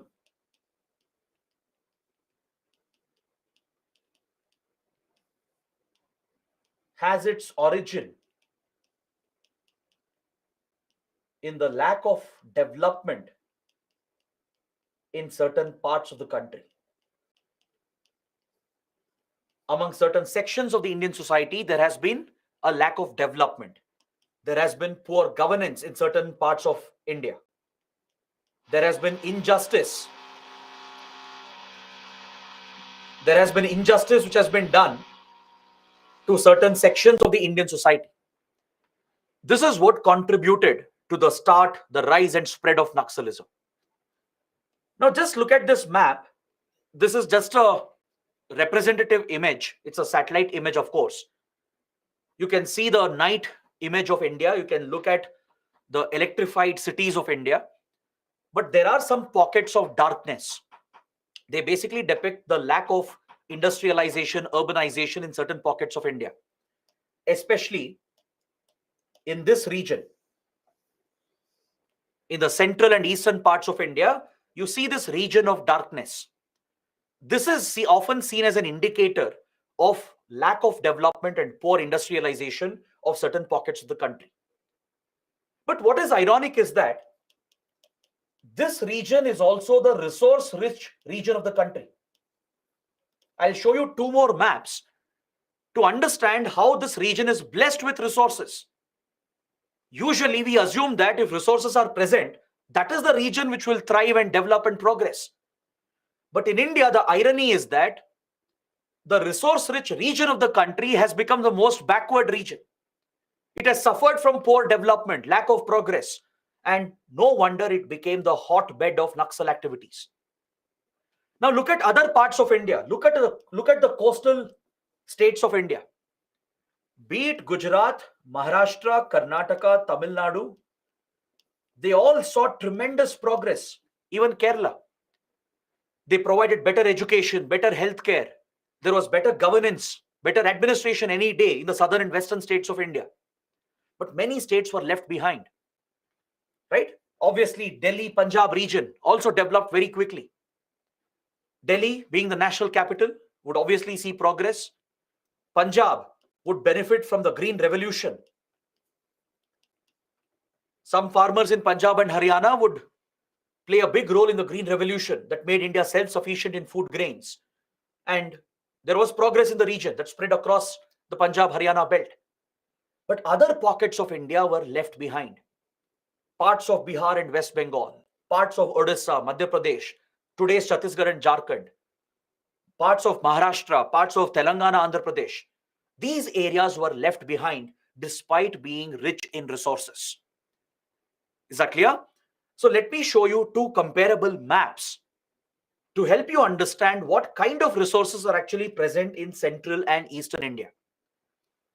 Central and eastern India is blessed with forest resources. There is a dense forest cover. You might have heard about the Dandakaranya region. The Dandakaranya region, which literally translates to the region of dense forests, right, is centered around Chhattisgarh and Odisha and Jharkhand. Across this belt from Madhya Pradesh to Bihar, West Bengal, from Odisha, Jharkhand, Chhattisgarh to Telangana, Andhra Pradesh, this whole belt here is blessed with forest resources. This is also home to several tribal communities, several forest-dwelling tribes. They call this region their home from centuries. Now look at the next map. In the same region, you find a very rich distribution of natural resources like minerals. This is a mineral-rich region. In geography, you would have studied about the Chota Nagpur Plateau. Not just for UPSC exams, but even from your school days, I'm sure you would have studied in geography that Chota Nagpur Plateau is blessed with mineral resources. There are plenty of mines present in the region. There are plenty of metallurgical industries present in this region. But still, the region is backward. Still, the people are behind the development curve. They have suffered from poor facilities, poor growth opportunities, lack of employment opportunities. They have suffered from lack of education, lack of healthcare, and in many cases, their rights have been compromised. So this did not happen overnight. It didn't happen in 1 year or 2 years. This has been a continuous process. From 1950s to 1960s, in those 15, 20 years, in those 2 decades after independence, some communities in this region, some parts of the region were left behind, and injustice was done to them due to poor governance, due to corruption and failure of administration. Is that clear? It was not the responsibility of just one leader or one party or one government. It was a collective failure of the Indian state. It was this lack of development and injustice that created a breeding ground for the Maoist ideology. Is that clear? So no wonder the forest and mineral resource region of India is also the Naxal hotbed of India. That's not a coincidence. There is a direct link, a direct connection. So now, based on this, let us understand the origin of left-wing extremism. Let's understand how Naxalism took root in the country. What factors exactly contributed to it? And why do we call Maoism as Naxalism in the Indian context? I'll also explain the Maoist ideology. I'm sure many of you will have this doubt from the start of the class. What is Maoism? I've been using this word so many times. You just know it's a left-wing extremist ideology, but what exactly is it? We will study that. We'll understand what is Maoism. We'll understand why it is a violent extremism which cannot be tolerated in a civilized democracy. Now, whatever explanation I gave you, that is not a justification for violence. Yes, there is a failure of governance. There has been injustice done to communities, but that cannot be an excuse for taking up violence against the state, against the country. Nothing justifies violence in a civilized democracy. Please understand this. So that is why Naxalism is a security threat. It's an illegal extremist ideology that goes against our constitution. It goes against the law of the land. It threatens the very integrity of the nation. And hence, it should be targeted and treated as a national security threat.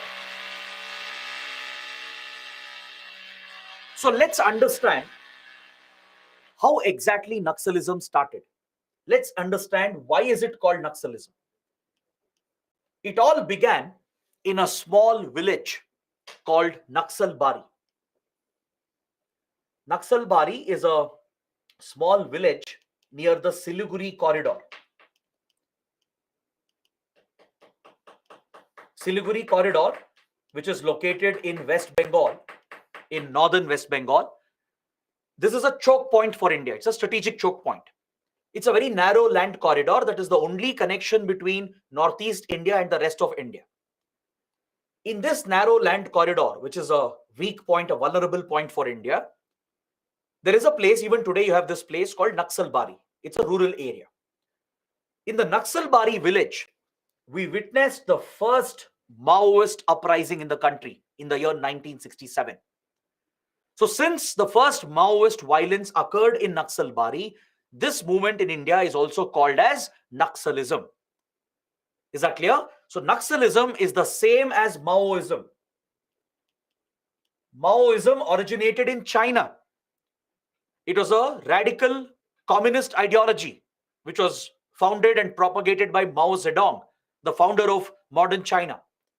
This radical ideology would spread to many countries, including India, and the first Maoist violence in the country was seen at Naxalbari village in 1967 in West Bengal.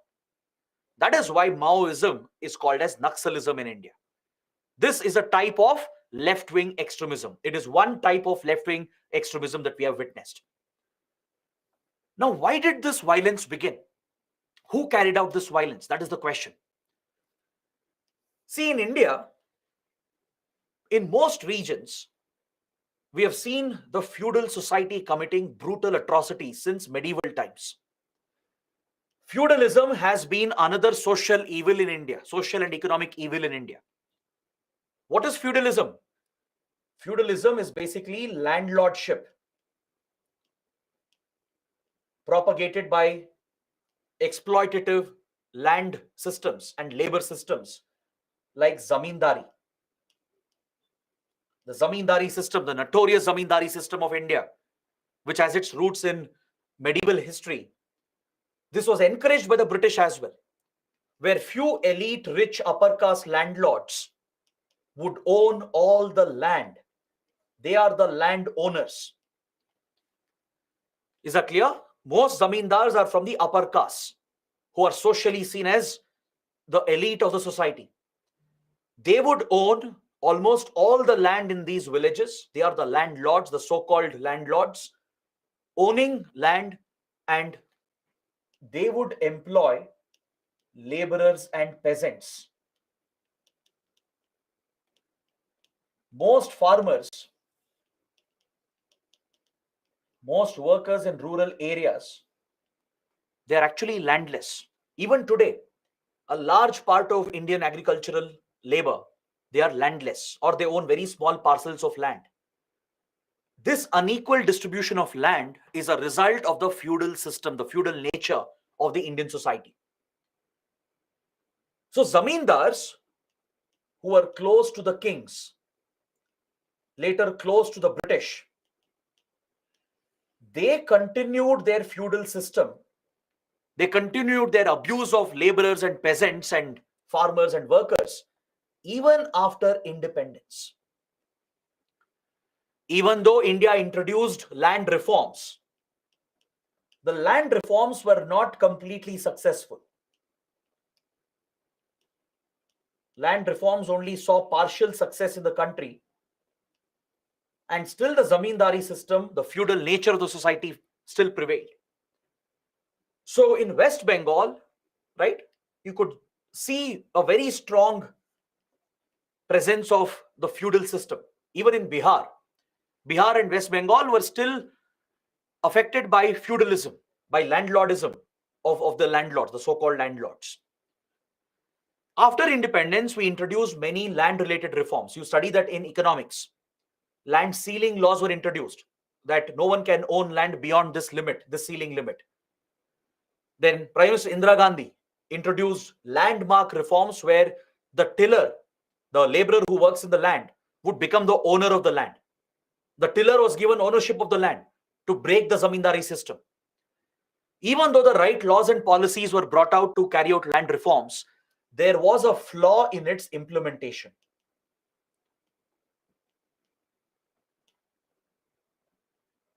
There was a flaw in implementing the land reforms of India. Because land is a primary resource. In any agrarian society, land is the basic resource for every peasant and farmer. If just few people, few rich elite people are controlling all the land and abusing the laborers and workers as bonded labor, that's how abusive the system was. The workers wouldn't get paid properly, right? It was nothing but exploitative bonded labor. They would be discriminated as well socially, because usually the peasants, laborers, and farmers would be from lower castes. The caste system would also come into the equation. The income inequality, the social inequality also would come into the picture. So landlords would remain rich, powerful, and influential while depriving the peasants and farmers of all the benefits. Even though government would bring out the policies and reforms, it wouldn't be properly implemented on the ground. The central government brought out several land reforms. It set ceiling limits. It distributed the land to the tillers and peasants. State governments came out with their own policies. But at the ground level, there was a failure in implementation. This was because there was a nexus. There was a corrupt nexus. A corrupt nexus between the zamindars and politicians and government officials. They would collude together to prevent the implementation of these land reforms. Despite these laws and policies, zamindari system was not effectively broken. The feudal nature of the society still remained, that kept abusing the peasants, the farmers, and the laborers. So obviously, those who were affected by it saw this as the biggest injustice which was done to them. It indeed was injustice, right? There were people who were suffering from landlordism, from the feudal nature of the society, even after independence. For these farmers, laborers, and peasants, for them, independence didn't matter, didn't really make a change in their lives. August 15, 1947 was just another day for them. Because be it under British rule or post-independence, they didn't see any change in their life, in their status, in their well-being. So this sense of injustice that prevailed at the grassroots was easily exploited by the Maoists. The Maoists easily capitalized on the opportunity, and they started radicalizing the peasants, laborers, and farmers at the ground level. By 1960s, Maoism had entered India from China. Is that clear? Following the Chinese Civil War and following the victory of the Chinese Communist Party under Mao Zedong, Maoism had started rising, and this ideology and philosophy was gaining ground around the world. There were many countries where Maoism became quite popular. So there were few radical extremist communists in India who were inspired by Maoist ideology, and they capitalized on this opportunity and they motivated the peasants in Naxalbari to take up weapons against the zamindars. So in Naxalbari, the peasants, the landless peasants, they were given arms and weapons by the Maoists, right? They were made part of the Maoist outfits. In the Bihar, West Bengal region, a Maoist group had taken root, and they would encourage the peasants and farmers to rebel against the Indian state. They would highlight the corruption, the nexus between government officials, police officials, politicians, and these zamindars. They would point out that all of them are together. They would point out that laborers are not getting their rights because of this corrupt nexus within the government. They would project that the state does not care about them. The constitution is a failure. They would highlight the failure of governance to get support for their radical ideology, and they would wrongly motivate and indoctrinate these people to rebel against the Indian state. So in Naxalbari, we saw a violent uprising, which was the first violent Maoist uprising in India. Peasants who had joined the Maoist groups, they would take up arms, and they attacked police stations and zamindars, and they killed many of them. In this major uprising in 1967, many police officials and landlords were killed and assassinated by the Maoist rebels, who now had the support of the peasants and farmers. So this was the first uprising of Maoism, and hence we call it Naxalism in India, because it originated at Naxalbari in West Bengal. Is that clear? So this is where I would like to stop my discussion. We'll take a short break. We'll come back, and then I will explain what is Maoist ideology. Now that you're familiar with what happened in India, how it started in India, this is the perfect time to understand Maoism. What are the features of Maoist ideology? What happened in China? What was the role of Mao Zedong? That is something we should understand. Because without understanding this ideology, you can't understand the threat. You can't estimate the threat for India without realizing what this ideology is all about. So let's discuss this after the break. And we are also going to study the spread of Naxalism, what is the current status, and what India is doing to counter the threat. All right. So take a 15 minute, come back at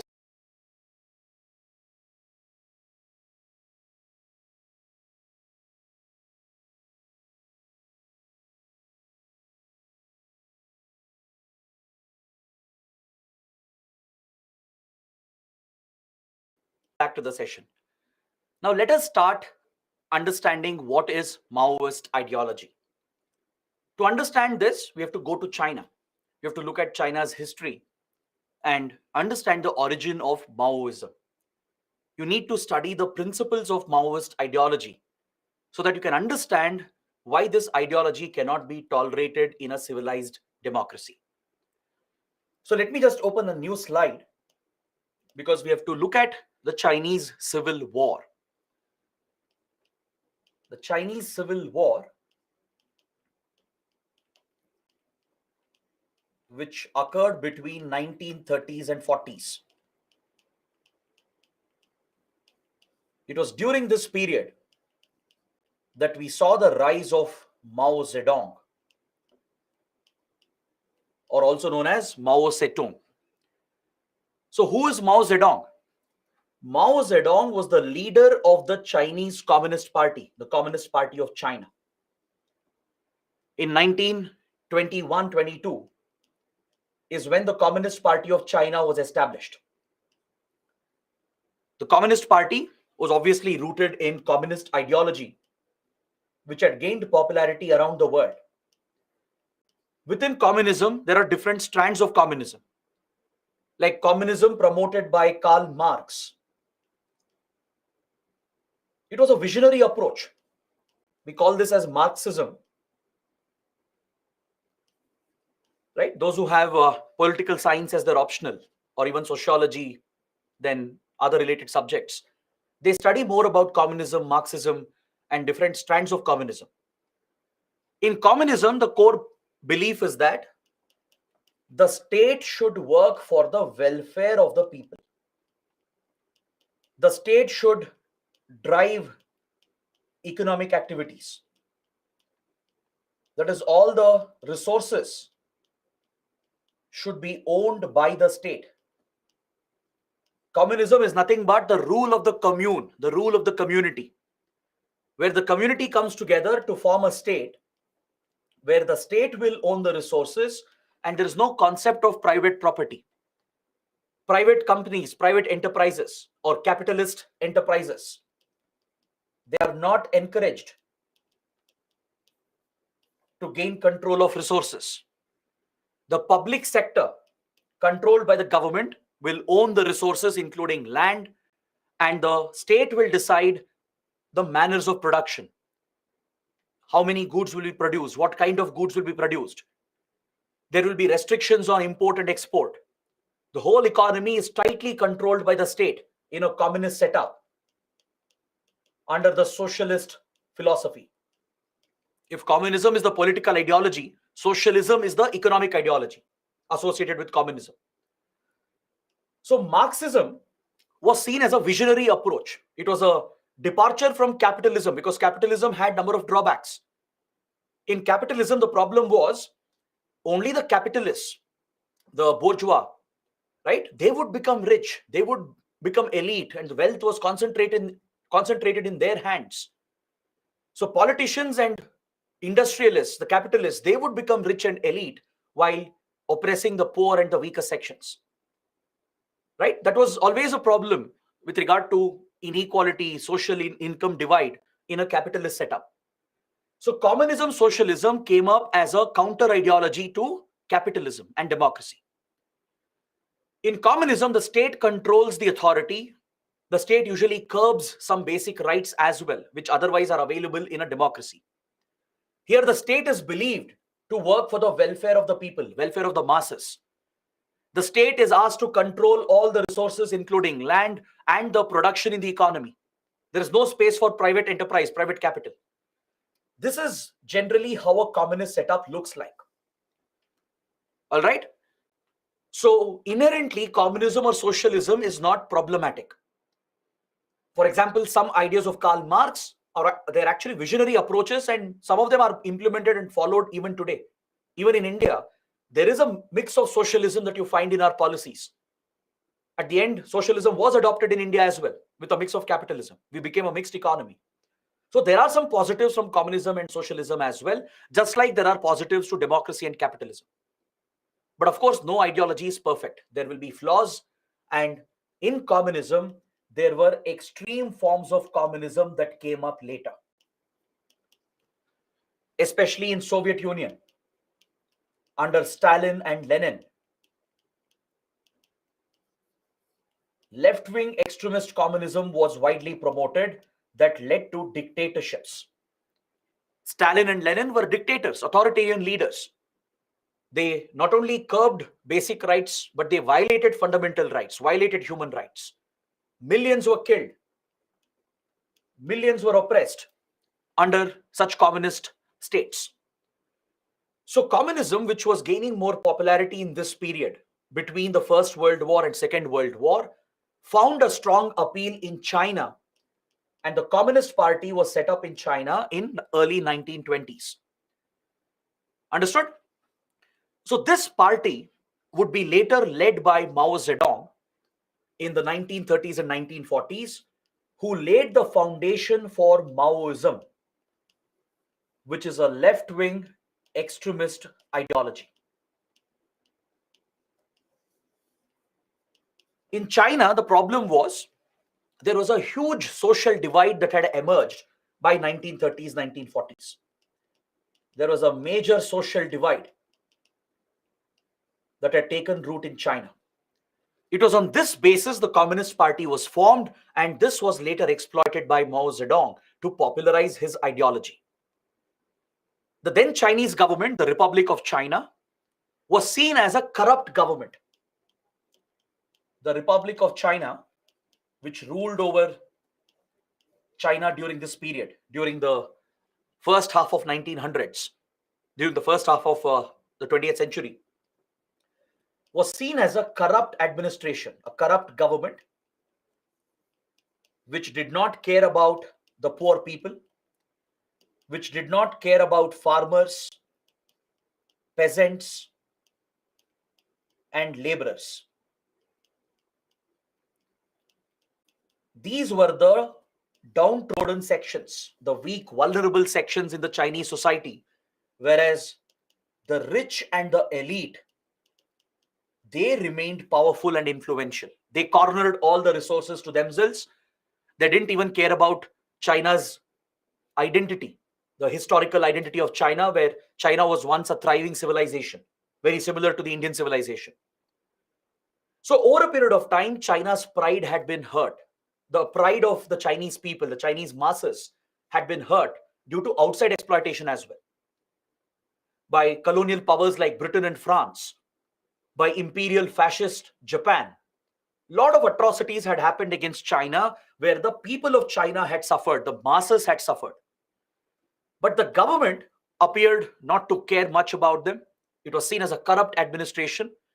It was seen as a rule of the rich and the elite and the powerful, who did not care about the weaker sections and the vulnerable classes. So there existed this strong social divide in China in 1920s, 1930s, which formed the basis for the rise of the Communist Party. So Mao Zedong, who would later emerge as the leader, he would inspire the masses to rebel against the state. He propounded this theory, saying that the government does not care about you. This is a corrupt government of the rich and the elite. They don't care about farmers, peasants, and workers. By exploiting this resentment,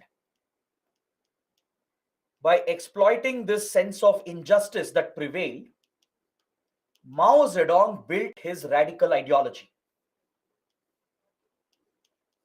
He urged the people that the only option for you to get justice is to revolt, is to take up arms against the state in order to overthrow the state itself. Is that clear? This is the core philosophy of Maoism. Essentially, violence is integral to Maoism. There is no other option in Maoist ideology. It's not just another revolutionary ideology. Even though its heart is in the right place, the measures, the methods suggested are wrong. It cannot be tolerated in any civilized society. The only measure, according to Mao Zedong, to help the masses is to revolt, to take up arms against the state and lead a mass rebellion, a violent mass rebellion, to carry out an insurgency against the state, to throw the state out, to overthrow the government itself. And the goal of Maoism is to capture state power. To capture the state power and form the future government. This is the only solution offered under Maoism. That is why it is seen as an extremist political ideology. Violence is inherent to the ideology. It is integral. Mao Zedong is instigating the masses, exploiting their resentment and sense of injustice to his advantage, and urging them to rebel against the state by taking up weapons, by leading a mass rebellion and a struggle through which the state can be thrown out and the state power can be captured by the communists.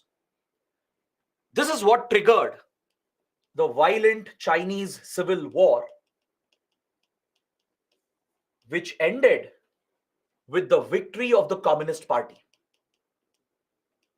The Communist Party of China won the Civil War, and that is how your PRC was established in 1949. This is the brief history of China. The current Chinese state, the People's Republic of China, right, was established in this manner in 1949. because the communists, they triggered a mass rebellion. They got the mass support of millions of farmers, peasants, and workers who were dissatisfied with the then Chinese government. So Mao Zedong would lay the foundation for this violent ideology, this extremist left-wing ideology, through which the Communist Party overthrew the Republic of China and they captured state power. That is how China became a communist state, and the PRC was established as a communist country. Is that clear? The only problem here is the use of violence. The injustice to the farmers, peasants, and laborers is understandable. You can empathize with it. You can understand why the weaker sections, the poor sections, why they feel the resentment and injustice in such a corrupt society. Correct? Any normal person can understand and empathize with it. But you cannot justify violence in the name of injustice. You cannot seek justice by resorting to violence. That is unacceptable. And Maoist ideology believes in that. The only belief in Maoism is to take up violence against the state, to trigger a war, to trigger a civil war by taking up insurgency against the state. So when the Communist Party won the civil war and established a communist China, right, this ideology became popular. In many countries, the ideology started spreading. And the Chinese government, the PRC, would start encouraging it. The Communist Party of China would be the only party. China became a single party state. No democracy, no fundamental rights. The Communist Party is the government, is the state itself. So the Communist Party, which captured power, would propagate Maoist ideology in other countries as well. The Chinese intelligence agencies would fund the rise of Maoism in other countries as well. And India was one of the victims. The divisions in India attracted the ideology of Maoism to the country. Some of the communists, they took up this radical extremist ideology and they motivated the peasants and farmers in Naxalbari to rebel against zamindars and the government officials. That is how the first Maoist uprising happened in 1967. And we call it Naxalism because it originated at Naxalbari village in West Bengal. Is that clear? Mao Zedong says that, he writes in his book, Guerrilla Warfare. He writes in his book how this ideology should be organized, how the armed rebellion should be organized. He lays down the strategy to be followed, the military strategy to be followed to achieve success in this war. According to Mao Zedong, the Maoists, they have to exploit the terrain to their advantage. They have to make use of the local geography where they can set up a base, they can hide and operate to target the state forces and the government.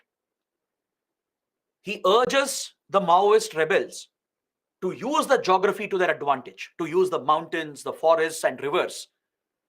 That is why Maoist movement is usually centered in remote areas, in rural areas. In India as well, you don't see Naxal attacks in cities. You don't see them happening in Hyderabad or Delhi or Bangalore. Naxal attacks are limited to the forests of India, the remote areas of India. You may not even have heard about these places. That is where Naxal violence can be seen.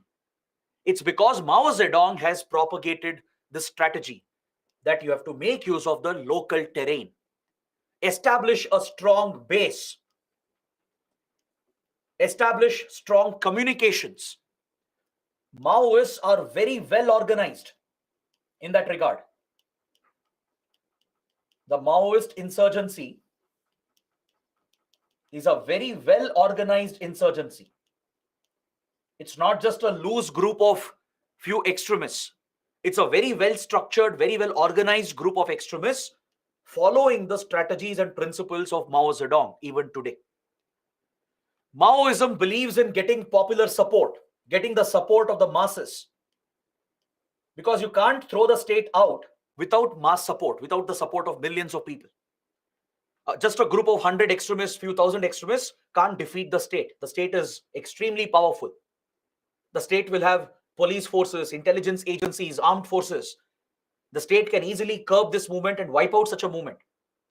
Correct? But to topple the state, the mighty powerful state, you need a popular rebellion, a mass rebellion. And this is a core philosophy of Maoism.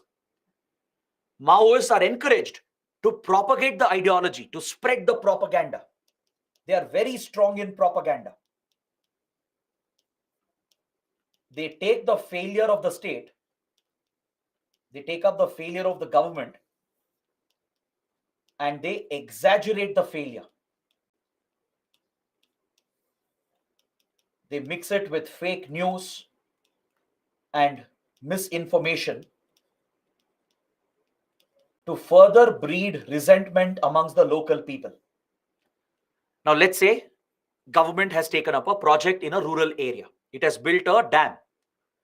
Such a large public project will result in land acquisition. Farmers would have lost their land. So some of them may not get compensation as well due to poor governance, poor administration, and corruption. So those farmers will be angry. They'll resent the state. This is indeed a failure of the state, no doubt.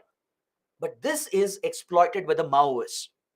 They'll come into such areas where there is resentment amongst the locals, in rural areas, in forested areas, and they will radicalize them. They'll brainwash them.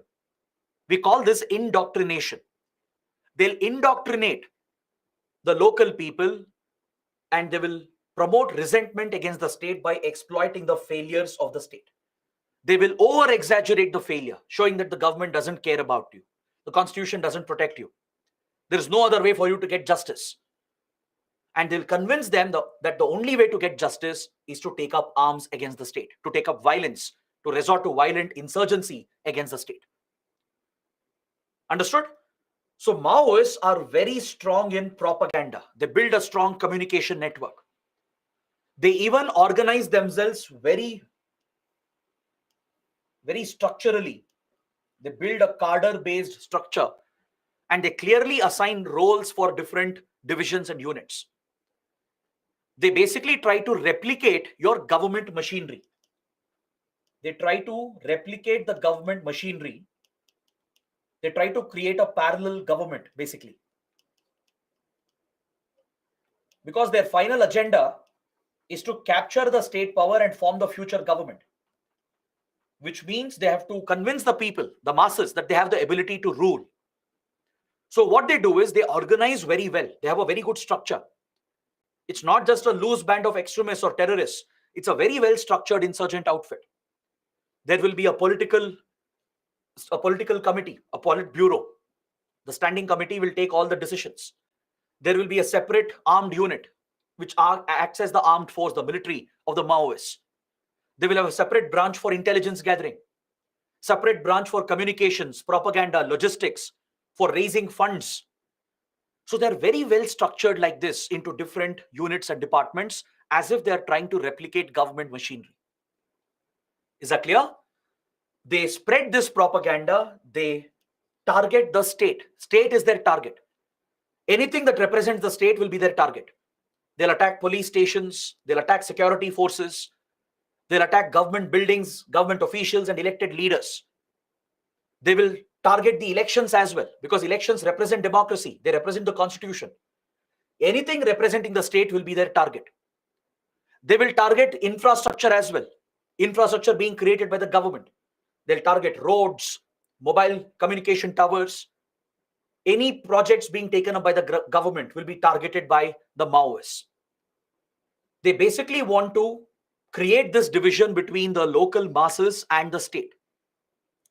And by setting up a strong base area, they will call this a liberated area. They'll throw the administration out. They'll capture the administrative power, throw the officials out, and they will form this into their stronghold, into their base area. And now they will start operating openly. They don't hide. Like regular terrorist groups, they don't hide from the government. They clearly propagate, they clearly tell where they are operating. They declare those areas as liberated areas. They will try to establish parallel government structures, and they also build a strong technical base. They invest in technology. Mao Zedong has spoken about these strategies. They try to procure advanced weapons. They try to procure advanced communication kits. They set up wireless communication. They procure walkie-talkies. They even use GPS navigation. Is that clear? They use advanced radio communication, satellite phones. They procure advanced weaponry, including assault rifles, grenades, rocket launchers. They are specialists in building improvised explosive devices or IEDs, through which they carry out these devastating bomb blasts. All right. So they primarily target the state itself, the security forces, government officials, elected leaders. They target elections, government buildings, infrastructure. That is the target of Maoists. So it's not just a rebel group, but it's a well-structured parallel organization they create to replicate government machinery. They want to convince the people that tomorrow, if we throw the government out, we are capable of forming the future government. We are capable of taking over governance and providing welfare to the people. That is the promise they make. But obviously, this is driven by a self-interest. It's a political interest, which is to capture power. Because this ideology will not succeed. An ideology where violence is integral to it, where there are no basic rights, that ideology can never be good for the society. Look at China today. China might be a global power, but look at the status of the people in China. They have no fundamental rights. They can't speak what they want. They can't express what they want. They can't criticize the government. There are no elections in China. There's only a single party. The party itself is the state. The party itself is the government. In such a state, how can you have equality? How can you have inclusive growth? Correct? How can you uplift the poor people and the masses? In any such dictatorial state, in such authoritarian states, there will be violation of rights. There will be atrocities committed. Right?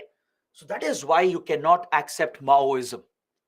Even if the premise is valid, even if the injustice can be considered, you cannot justify this violence in any context. This is unjustifiable. So this is the core philosophy of Maoism. Is that clear?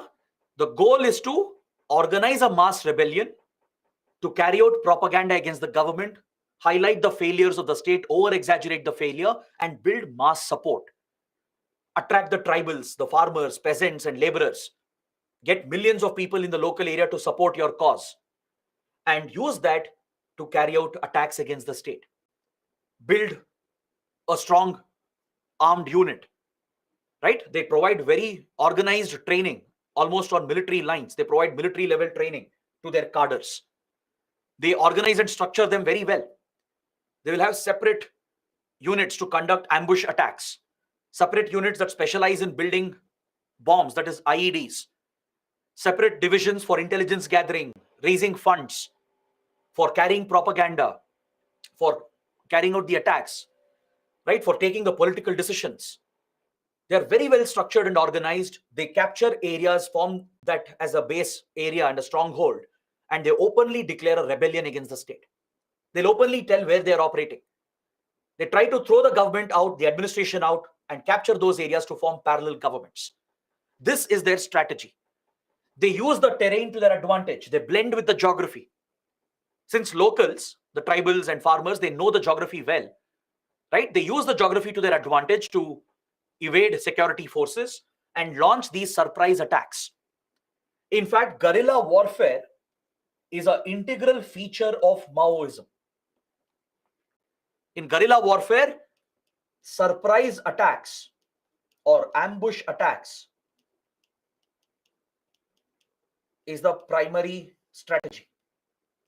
The primary military strategy they use to attack the government forces is to launch surprise attacks, to invite the forces to their stronghold and launch these ambush attacks, to ambush the forces, surround them, and kill as many forces as possible. They will even target civilians as well. They not just target government forces and government establishments. They will even target civilians if they are supporting the government. If they believe someone to be a police informant, right? They will target civilians as well. They'll threaten the civilians to give them support, to help in raising funds, to give them shelter, to give them basic supplies and logistics. So this is the essence of Maoism, the core features of Maoism.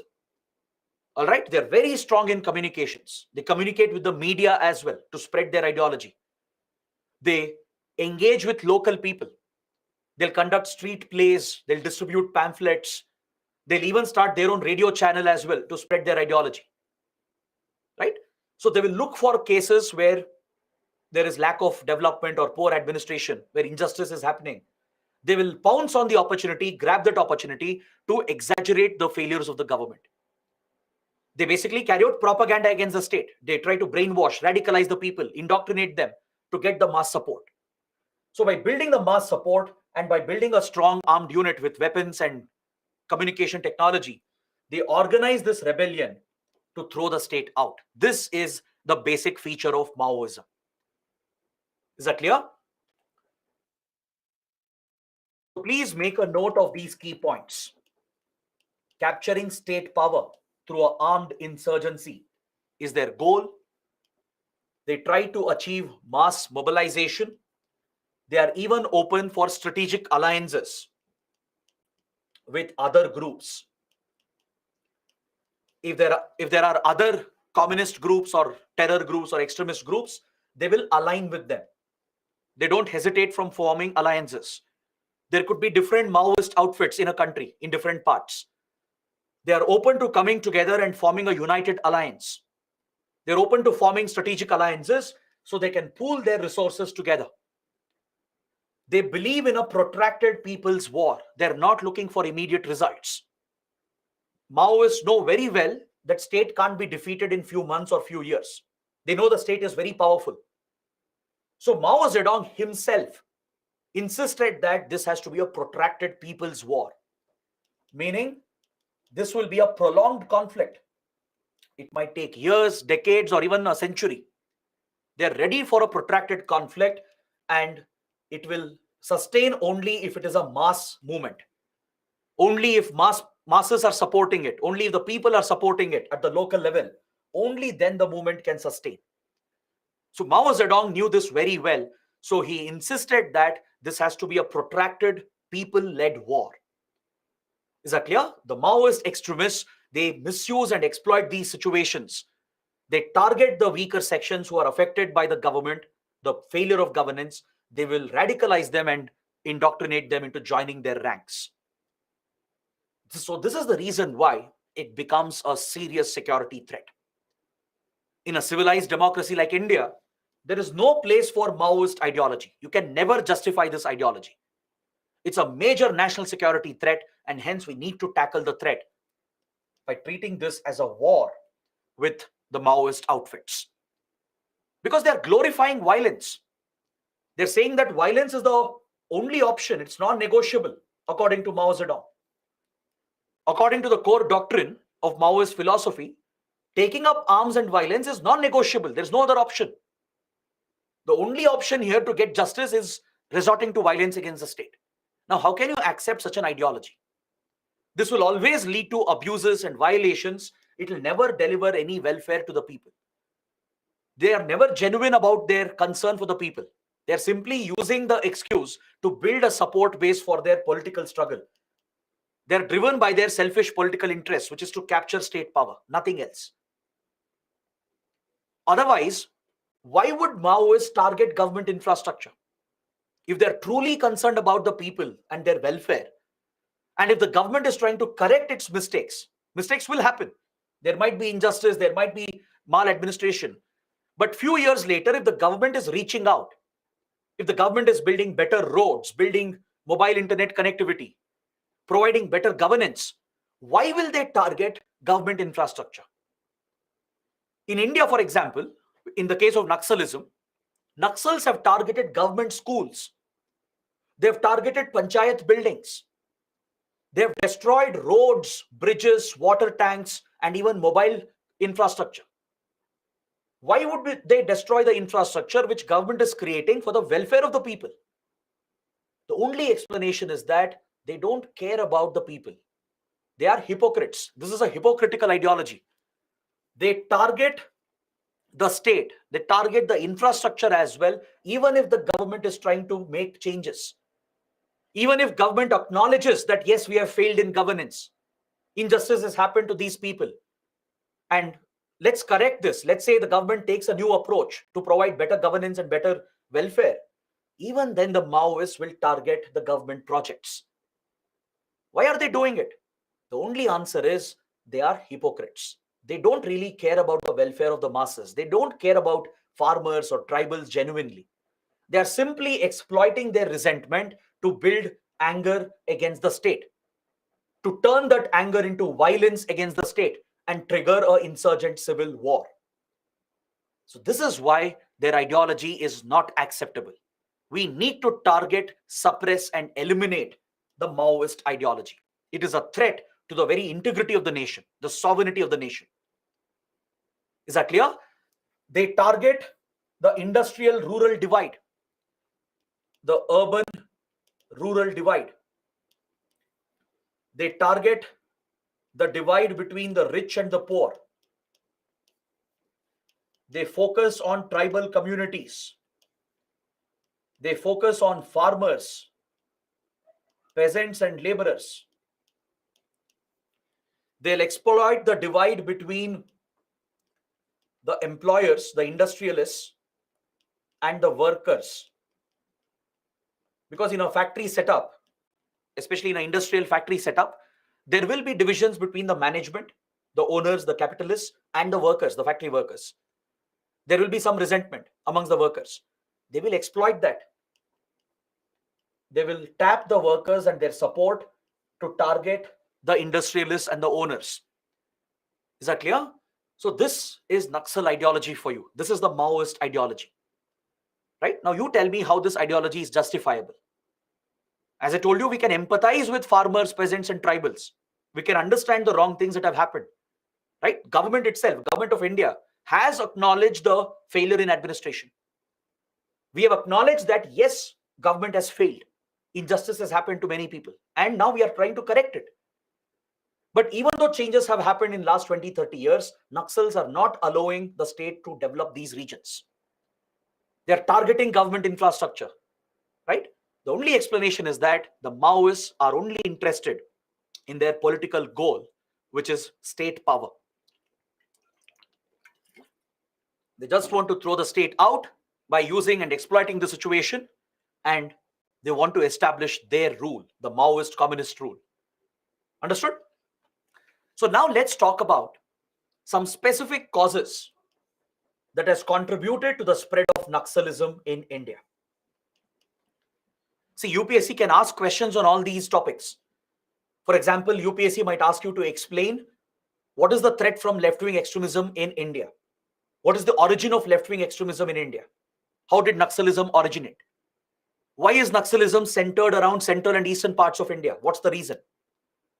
It might ask you to elaborate the specific causes and factors that gave rise to Naxalism across the country. Right? It might ask you to explain the Maoist doctrine, the features of Maoist insurgency. That is why all these points I'm discussing and mentioning, they are very, very important. Now let's look at some specific factors in India, in the Indian context, that contributed to the rise and spread of Naxalism. We can break it down into different categories. And one category is the land-related factors, which I was already mentioning. So in case such a question comes up, you have to be familiar with some examples, some incidents that have happened in India in the last 60 odd years, where you can highlight the failure of governance, where you can highlight the injustice and the lack of development which has affected our people, the farmers, tribals, and peasants. Right? This is what the Maoists have exploited. To showcase that point, to highlight that argument, you should know some specific instances as well, some at least specific causes. So one major cause is land-related factor, essentially the feudal nature of the society, the ills of the zamindari system, and how land, which is a precious resource, has been concentrated in the hands of the rich zamindars, the rich feudal landlords. How this has led to the abuse of our peasants, laborers, and farmers. So this is one example. In Bihar and West Bengal, this was the primary factor that gave birth to Naxalism in the 60s and 70s. Land sealing laws that were introduced by the government, they were evaded by the zamindars. because of the corrupt nexus that the feudal landlords had with government officials at the ground level. They were close to the police, the politicians, and the officials, right? Because they had the money power, they had the political influence. So these corrupt feudal landlords and zamindars, they would exploit their influence, take the help of the police and the officials and the politicians, and ensure that the land ceiling laws are not properly implemented. The land tenures, the overall land reforms that the government was trying to introduce, they failed in large parts of the country.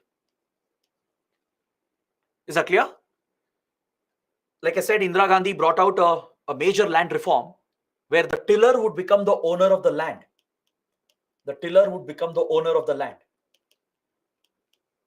Irrespective of who owns the land, the laborers, the farmers, the landless farmers who are working on the land, they would get ownership. This was a remarkable reform considering the nature of the feudal society, to break up land as a resource, to prevent concentration of wealth, and distribute the land resource to the weaker sections.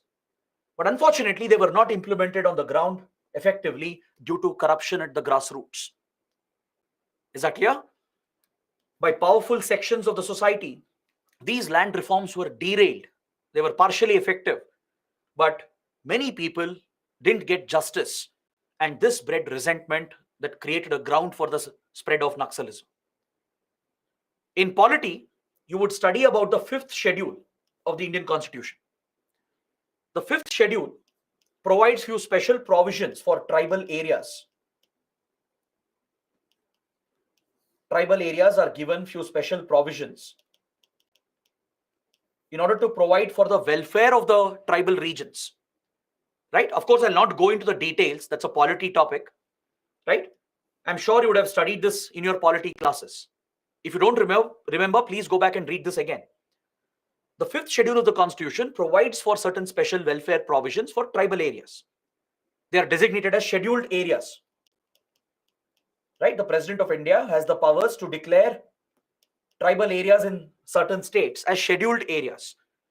And in these scheduled areas, special welfare schemes are initiated to protect the tribal community and their basic rights, to protect their forest rights, their traditional dwelling rights, to uplift the community which has been oppressed by centuries in our caste system.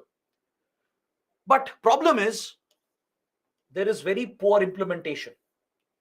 There are many cases, for example, in Odisha, in parts of Andhra Pradesh and Telangana, in the Eastern Ghats, then even in Chhattisgarh and Jharkhand, where tribal land has been sold to non-tribals. This is prohibited under law. There is constitutional protection for tribal land. There is legal protection for tribal land. It can't be transferred to non-tribal communities. But there are cases where tribal land has been transferred. It has been sold even to private entities. This is a miscarriage of justice. So these are the incidents related to land which triggered the resentment amongst peasants, farmers, and the landless laborers. From Bihar to Andhra Pradesh, from West Bengal to Maharashtra, this has been one of the biggest factors that drove Naxalism in the 60s, 70s, and 80s. Is that clear? Another major factor is the displacement of people, especially the displacement of rural communities, displacement of tribal communities due to large public projects. See, back in the 60s and 70s, India was struggling to provide for large-scale development. And development will not happen without large public projects. To develop the country, to grow your economy, you need to build dams. You need to build power plants. You have to build roads, railway networks. So such large public projects have to be taken up. But the problem is, these projects will require a lot of land. Land acquisition becomes essential.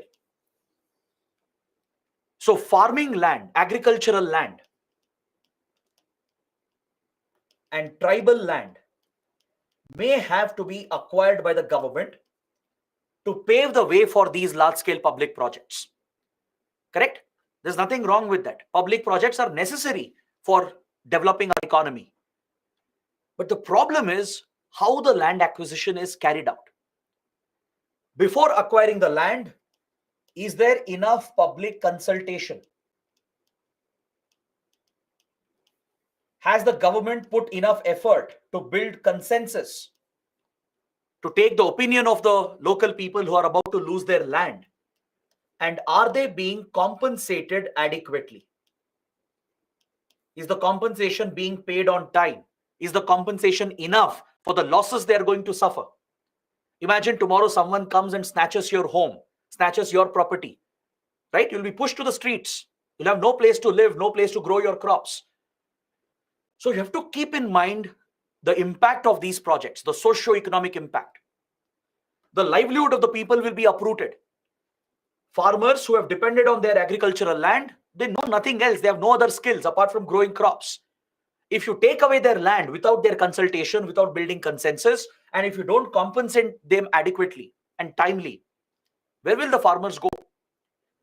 Similarly, tribal communities, they have dwelled in forest areas for centuries. The forest is their homeland. If you push them out of the forest area just for the sake of public projects without consulting them, without compensating them, without creating alternate jobs for them, that is a failure of administration. It's a failure of governance. This is what breeds resentment. The eviction of tribals and farmers for large public projects without proper compensation and rehabilitation became a root cause. Is that clear? So across the Naxal corridor, there are many examples where people have been uprooted because of these large public projects. Understood? So this is another major factor. Next, livelihood related causes. The poor development, the lack of welfare, and the nexus between governments and industrialists led to the derailment of justice in many parts of the country. Many welfare programs were not properly implemented.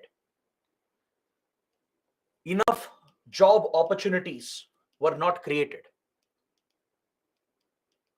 There weren't enough investments in education, in healthcare, in providing water, electricity, and such basic supplies. So if people are not getting enough support from the government for their livelihood, if they're not getting enough welfare opportunities, right, where will the weaker sections go? On one hand, they will see the corruption between the government and the industrialists, which involves politicians and government officials. They are becoming richer day by day, but the poor people, the masses, are getting left behind. This social income divide becomes a major resentment. For example, tribal communities have lost their traditional rights in many cases to make the way for mining projects. For example, let's say a very important resource has been found. Of course, we have to mine the resource. To develop our economy, we have to mine the resource. There's nothing wrong with that. So the government will tie up with private industries and factories, give them the mining license. The land will also be acquired. But the question is, will the project benefit the local people? This became a major root cause. See, in the mineral belt of India, in Jharkhand, Chhattisgarh, Odisha, etc., many mining projects were taken up since the 50s, 60s, even now.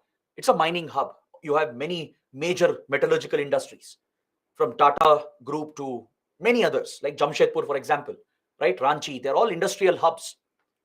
Even though there was industrialization, even though there was large-scale mining and exploitation of resources, it did not really benefit the local people. The government got its share, the industrialists became richer, the factories grew. Outsiders got jobs, but locals did not benefit. They were left behind.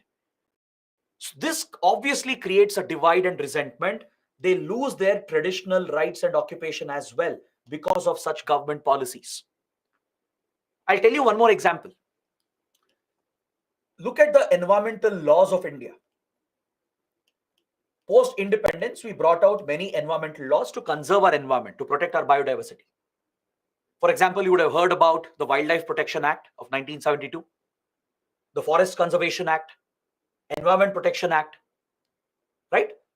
Through these laws, we have placed many restrictions on economic activities to protect our forests and ecosystems. We have prohibited hunting to protect the threatened species. We have established protected areas like national parks and tiger reserves and biosphere reserves. So these laws, they have been brought out with the right interest in mind. But the problem is, when you're creating the protected areas, there could be displacement of people. There could be loss of livelihood. Because tribal communities, for centuries, they have inhabited the forests. They always rely on forest resources. And this is not unsustainable. It's a very sustainable relationship between tribal communities and their forest. Traditionally, what have the tribal communities done? Right? They've always relied on basic agriculture, on hunting. They hunt few animals, correct? That is their livelihood. That's the only thing they know. They grow some basic crops. They collect forest produce, right? They'll collect honey, fruits and berries, and other forest produce and sell it in the local market. This has been their limited livelihood, and they reside in the forest area. Now, all of a sudden, you bring these environmental laws where the interest is good. The interest of the government is good to protect the environment, correct? But if it leads to displacement of tribal communities without their consultation, without their rehabilitation, right, their livelihood is getting uprooted. Forest activities were prohibited. When tiger reserves are created, when national parks are set up, in the core area, which is designated, tribal villages are shifted out. Tribal villages have to be evacuated, and forest dwelling communities, which have resided here for centuries, even before India came into existence, they are forced to move out from this area. So if you don't do this in the right manner, if you don't consult them, build consensus, give them other opportunities, if you don't include them in the process of development, that will create resentment because they are losing their livelihood.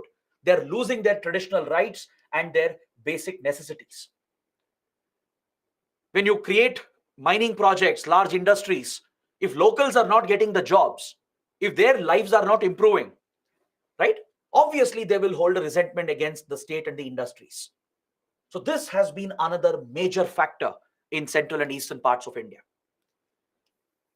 The other factor is social exclusion, where poor and weaker sections, lower castes, have been abused and oppressed for centuries under our disgusting caste system. Right? I'm using the word disgusting. The caste system is a disgusting system. It's a social evil that has harmed the Indian society. The oppression of the Dalits, oppression of scheduled castes, scheduled tribes by the upper caste that continued for centuries has created a massive division. It has pushed the communities back in their development, in their welfare. It has harmed their dignity. Right? Even today, untouchability is an unfortunate reality in India. Many of you might live in denial, right? Many of you might say why they should be given reservation, right? We don't have any reservation, but others are getting reservation. You might say that there is no untouchability right now. India has progressed. If you have that opinion, then trust me, you haven't seen the rest of India. You have a very limited vision. Not just in rural areas, even in cities, in our own families, caste system untouchability continues in many different forms. From prohibiting entry to temples, prohibiting access to public places, water access, right, to complete discrimination and neglect. You see all such practices happening even today, and caste violence is also a reality. Is that clear? That's why Dr. Ambedkar called for the annihilation of caste. He called for the destruction of the caste system. He encouraged intercaste marriages. right? So this remains a social evil to this day. And those who are affected by the caste system, by the system of untouchability, they will have a resentment against the society and the state, which has failed to prevent this. There is a constitutional provision, there's a fundamental right. Right? Again, there is a specific article which prohibits untouchability. So please mention that article in the comments. Let's see how many of you know this. If you've studied polity, it's a very basic provision, one of the most important provisions. Untouchability is prohibited, it's a fundamental right. And yet, it prevails in the country in many different forms. Even today, caste violence takes place, caste discrimination takes place. From colleges to universities to private companies, within the government, in politics, right? Caste discrimination is a ground reality. Not just in rural India, in remote places, even in cities, it's a reality. So those who are left behind socially, those who are excluded, those who are oppressed, they will have a sense of resentment because this is injustice done to them. And the extremists, the Maoists, will capitalize on this. They will exploit this to their advantage, and they will use that anger and resentment and turn that into violence against the state. So these are various factors, including the governance, administration related factors, like corruption in government schemes, failure in developmental projects, failure to decentralize administration, right? So the general failure in governance, along with all these factors, are the primary contributing factors that gave rise to Naxalism in India. Is that clear? You can expect an essay topic on this as well. It's a very big social topic connected with internal security, polity, social justice. So please spend more time on this. What you can do is there will be many editorials and columns in Hindu and Indian Express related to this topic. It could be directly related to Naxalism, or it could be related to failure of governance, how tribals and farmers are affected by government policies, how there is lack of welfare in many parts of India. There will be some specific examples and cases that will be cited. So please go through these articles and make a note. If you come across any important points or examples, make a note. You can use that directly in your answers. Is that clear? So let me provide one example which comes to my mind.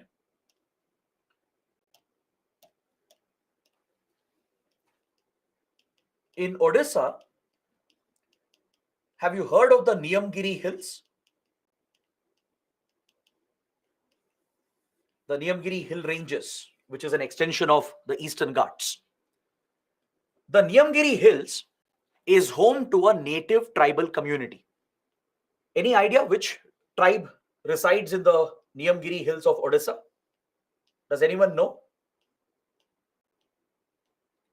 Which tribal community can you find in the Niyamgiri Hills of Odisha? Just one or two students have got it right. Dudkula and Jhansi Rani and Prasanna Anandu. Very few students are getting it right. The Niyamgiri Hills is home to the Dongriya Kond tribe. They are the native tribal community of the region. And Niyamgiri Hills is blessed with a resource. It's blessed with bauxite. It has a very rich concentration of bauxite. Just a few years ago, the Odisha government gave a mining license to Vedanta Group. I'm sure you would have heard about Vedanta Industries. It's a massive mining firm and it has other industries as well, right? This private company won the license to mine bauxite from Niyamgiri Hills. But this project was strongly opposed by Dongriya Kond tribes. They were never consulted by the state government. Adequate public consultation was not held. They weren't promised compensation. Their livelihood was not protected.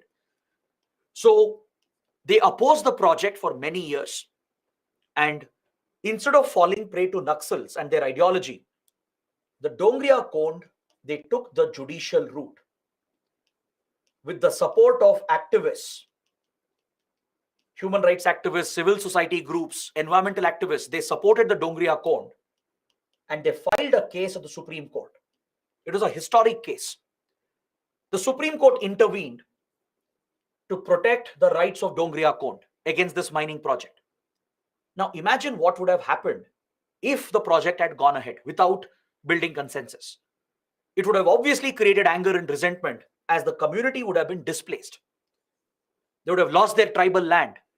They wouldn't get the benefits of development. Industries and others will get the benefits of development. And also mining and industrial activity can be polluting. Don't forget, it can introduce toxic, hazardous material and chemicals into the ecosystem, which can cause diseases and harm the health of the community. So who will compensate for that? See, we're not saying that projects shouldn't be taken up. Of course, such economic projects are necessary to drive growth in the country. How else government can provide for development? But the challenge here is to strike a balance.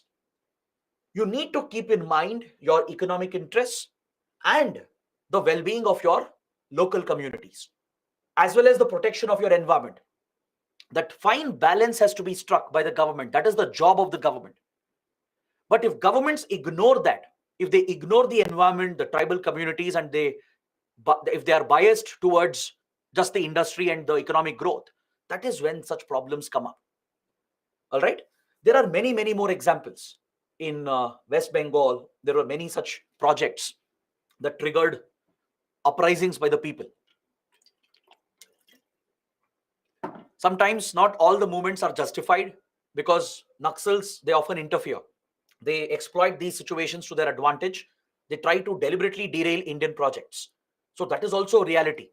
So it's about finding that balance. We have to target the Naxals, protect the tribal communities, the farmers, they protect their rights and well-being while providing for growth and protecting the environment. It's a very difficult task, but that balance has to be found.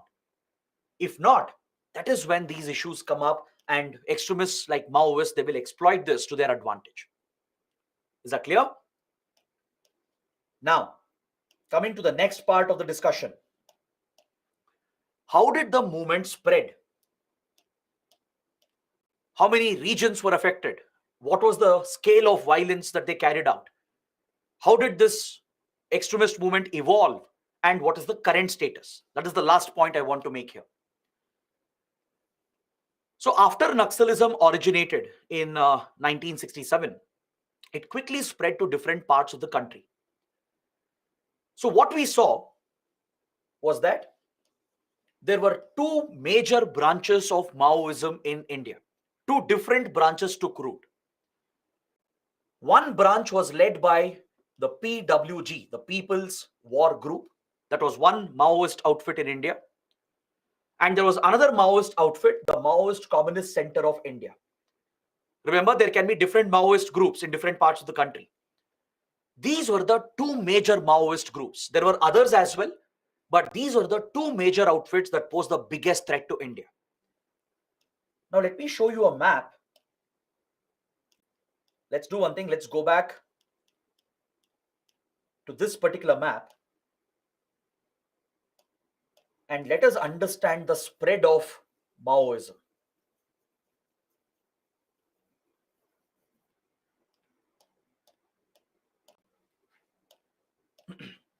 So I told you that two different branches of Maoism took root.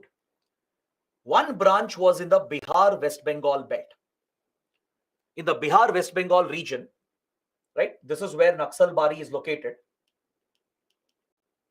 This is where Naxalism started in 1967. So in this region, from 1960s to 1990s, for 3 decades, the Maoist Communist Center of India, MCCI, was the major Maoist insurgent group. It had strong influence across Bihar, West Bengal, parts of Uttar Pradesh, and also in today's Jharkhand, because Jharkhand was created later by bifurcating Bihar, right? So this is where MCCI had its stronghold. This is where it had its influence after the Naxalbari violence. The presence of MCCI was a major security threat for India in this region, in this eastern part of India, for more than 3 decades, for more than 30 years. Parallelly, we saw the rise of another Maoist group called the PWG. the People's War Group, centered around the Andhra Odisha belt. This is where we witnessed the other major Maoist uprising that's in today's Telangana. Telangana also was created recently.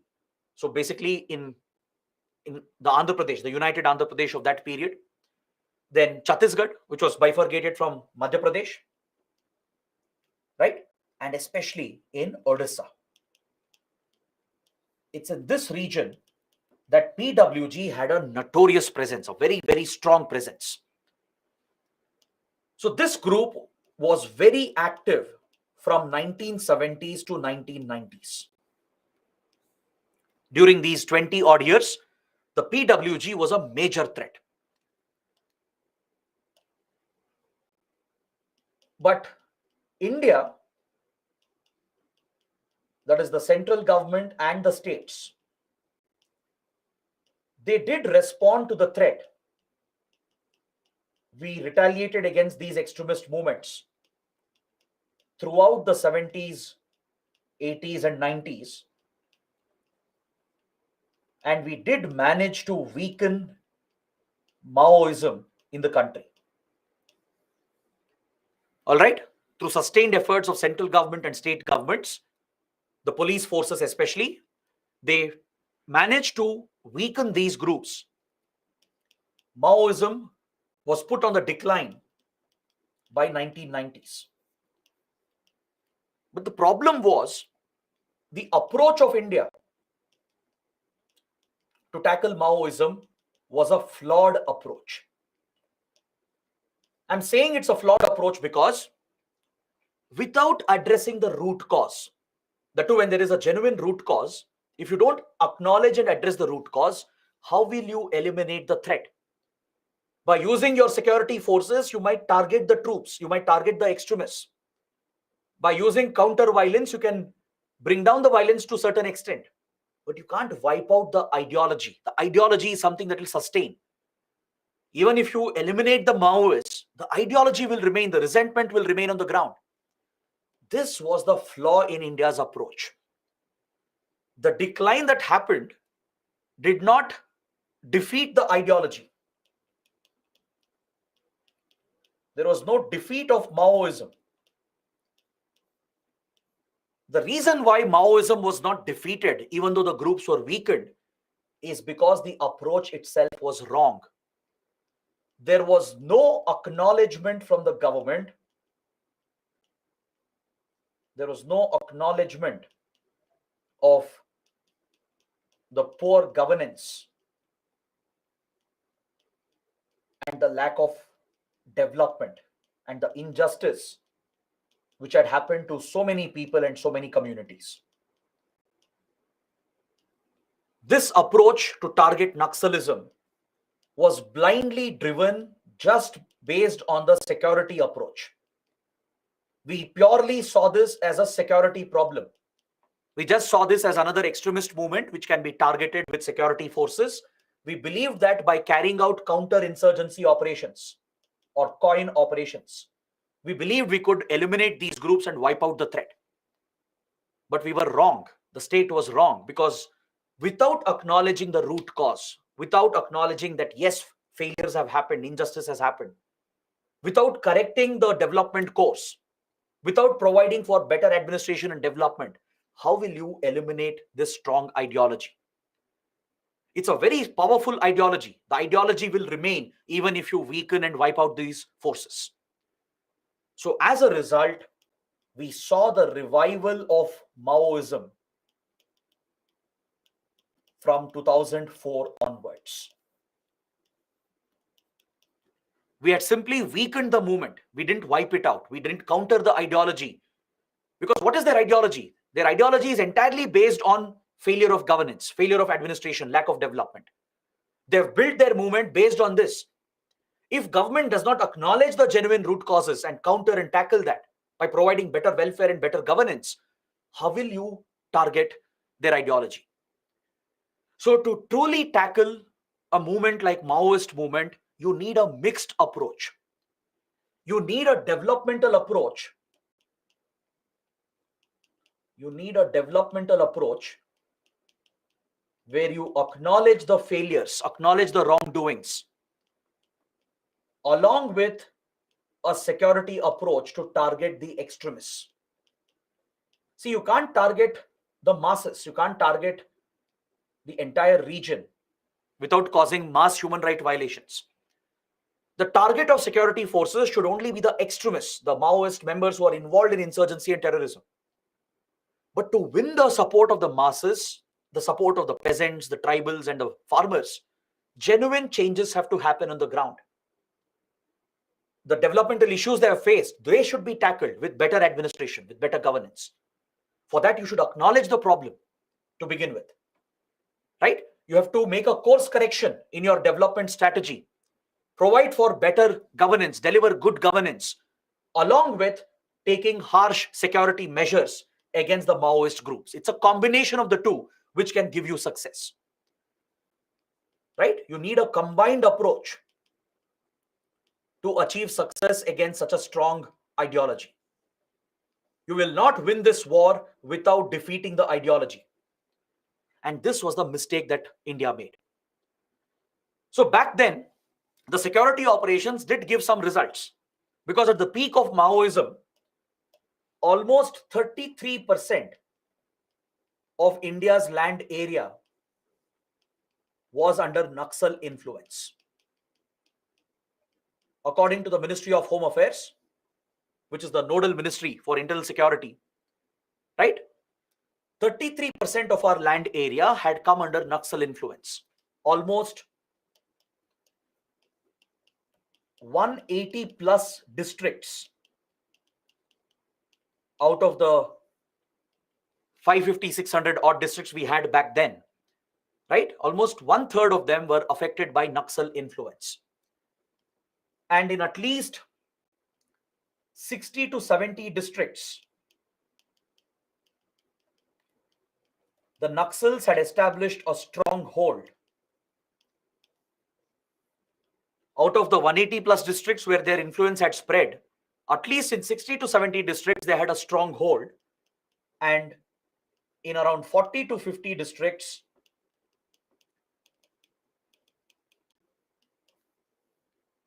they had removed the administration almost, and they were calling them as liberated areas.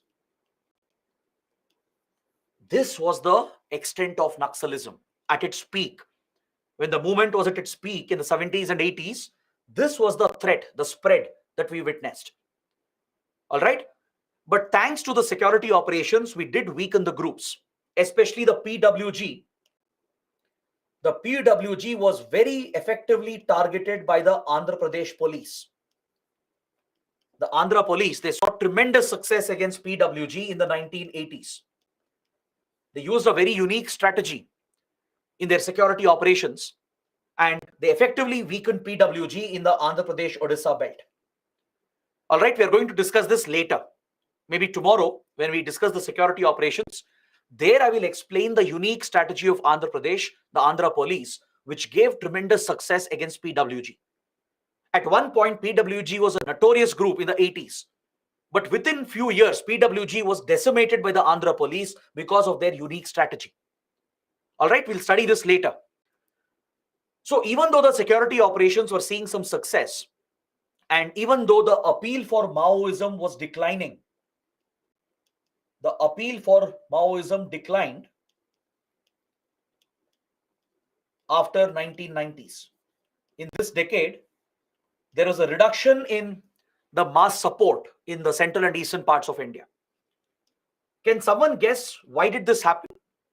Why suddenly there was a loss of support in these areas, especially in 1990s?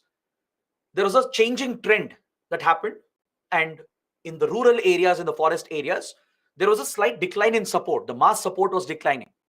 Why do you think it happened? What could be the reason? Can anyone take a guess?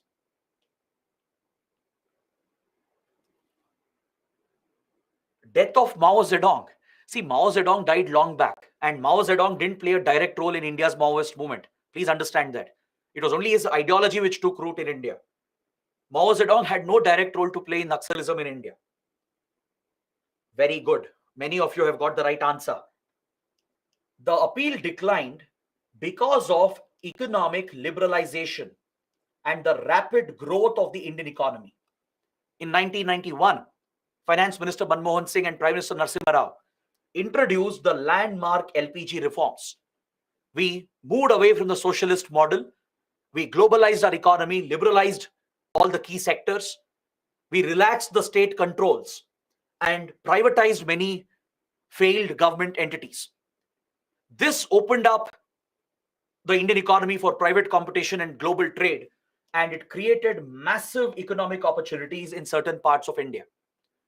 Indian cities, coastal states, they started witnessing massive growth from Delhi to Mumbai to Gujarat to Bangalore, right? And all the other states and cities, they saw massive growth and massive economic and employment opportunities. So as job opportunities opened up, we saw a migration of people, a massive migration, a human migration from the remote rural areas towards the urban centers of India. So this naturally led to a decline of appeal and support for Maoism in the forested areas and rural areas. Many of the laborers, workers, and peasants from Bihar, West Bengal, Odisha, right, from these parts of Central Eastern India, they moved out of the region because they were getting opportunities in Hyderabad, in Kolkata, in Mumbai, in Bangalore. So as they moved out as they found a better life, a better livelihood, gradually there was a decline in support for Maoism. Plus, our security operations had worked to an extent. So this was a time where we could have wiped out Naxalism, but unfortunately we couldn't. We couldn't defeat the ideology because we never targeted the ideology.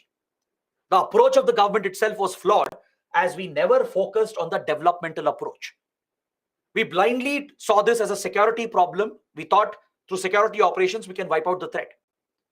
But without acknowledging the root cause, without tackling the administrative issues, we couldn't defeat this ideology. And that is why we saw a revival of Naxalism in 2004. What happened was a strategic alliance was formed between these two Maoist outfits. Since both were on the decline, they had been weakened by security operations. Now they came together and merged into a single entity and formed the notorious CPI Maoist in 2004. Maoist was established. The Communist Party of India Maoist faction was established as the single Maoist outfit in the country. There were a few other smaller Maoist groups as well, MCCI, and they formed a single group called CPI Maoist. They basically pooled their resources, their cadres, their weapons, and they now established a base around the Chhattisgarh, Odisha region. So this became the new hub, the new stronghold of the Naxals. Previously, Bihar, West Bengal, and Andhra Pradesh, these were the hubs of Naxalism, the center points. That shifted towards the Chhattisgarh, Odisha belt, towards the dense forests of Dandakaranya region. So here we saw a strategic alliance being formed, a merger between the various Maoist groups, and CPI Maoist was established. And very quickly, we saw a revival of the organization and we started witnessing major attacks from 2004 to 2009. We again saw a revival of Naxalism. We saw the peak of Naxalism again during this period. The Naxals became very proactive. Now they had support base in Maharashtra and Madhya Pradesh as well. Because see, in interior Maharashtra that borders Chhattisgarh and Telangana, there is a region here. Some of you might have heard about this region. It's the Vidarbha region. It's the Amravati belt of Maharashtra. There is a major problem here. In the Vidarbha region, there is a major problem. Any idea what could be the issue here? In this part of Maharashtra, which extends to Madhya Pradesh as well, this belt sees a very, very big problem. What is it? Very good. It's a drought-prone area. It's a drought-prone, semi-arid region. Doesn't receive enough rainfall. So what happens because of that? There is a major agrarian crisis in the Vidarbha belt. All right? Farmer suicides are the highest in this particular region. Farmers go into a debt burden because they borrow from money lenders and because agriculture would have failed. The government fails to protect those farmers, and eventually farmers end up committing suicides. This social concern, this social issue gave a support base for the Naxals to spread their influence into Maharashtra, Madhya Pradesh as well. Their stronghold became the Chhattisgarh-Odisha belt, and in 2007, we again saw a massive spread of Naxal influence. From eastern to central India, to even the western Ghats of Karnataka, Kerala and Tamil Nadu, especially in the tribal belts of western Ghats, like Agumbe in Karnataka, for example, near the Shimoga district, the Nilgiri ranges at the tri-junction of Tamil Nadu, Karnataka and Kerala, from Wayanad to the various ranges in the western Ghats, right? From Wayanad in Kerala all the way south till Annamudi and below that, right? Basically the Munnar Tekdi belt, this whole belt of the western Ghats where you have plantation crops. There are many plantation laborers who are often exploited by the plantation owners. So they became the target of Naxals. The tribal communities of Karnataka, Tamil Nadu, they became the target. And Naxal influence was slightly rising in western Ghats as well.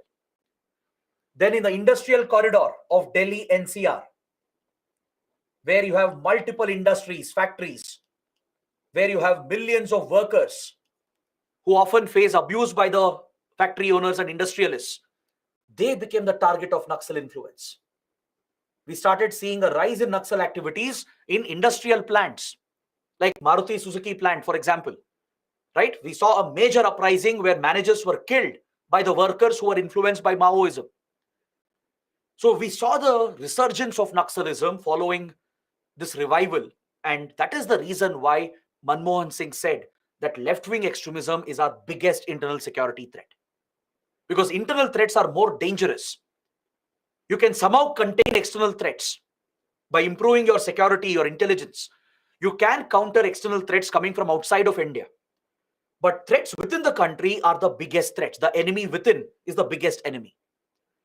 So the resurgence of Naxalism became the biggest threat in 2007-2009, right?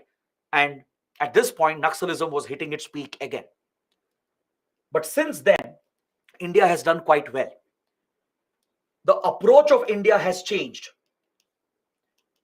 A major shift in approach was adopted from early 2000 itself.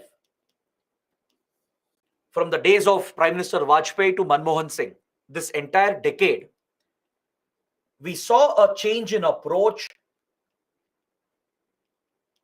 where there was an acknowledgement of the root cause. The government would acknowledge the failure of governance and administration. The government would acknowledge that Naxalism started because of failure of governance and failure of administration. The government would openly come out and say that yes, injustice has happened in the past. And accordingly, course correction was started. Now that India had more resources due to the rapid economic growth, right? India became one of the fastest growing economies, creating opportunities for millions of people. Millions were uplifted from poverty. Massive job opportunities were opening up. Entrepreneurial opportunities were opening up. So this gave the government an opportunity to focus on better governance, and good governance became the focus. Tackling corruption, providing better welfare, providing better education, healthcare, jobs, infrastructure in these remote rural areas that were neglected became the focus and priority. So with this focus on development approach, the security operations were also stepped up.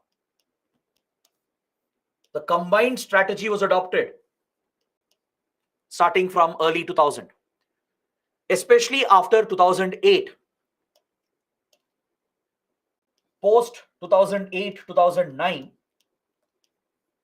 massive security operations were carried out in the Naxal corridor, along with parallel improvement in governance and administration.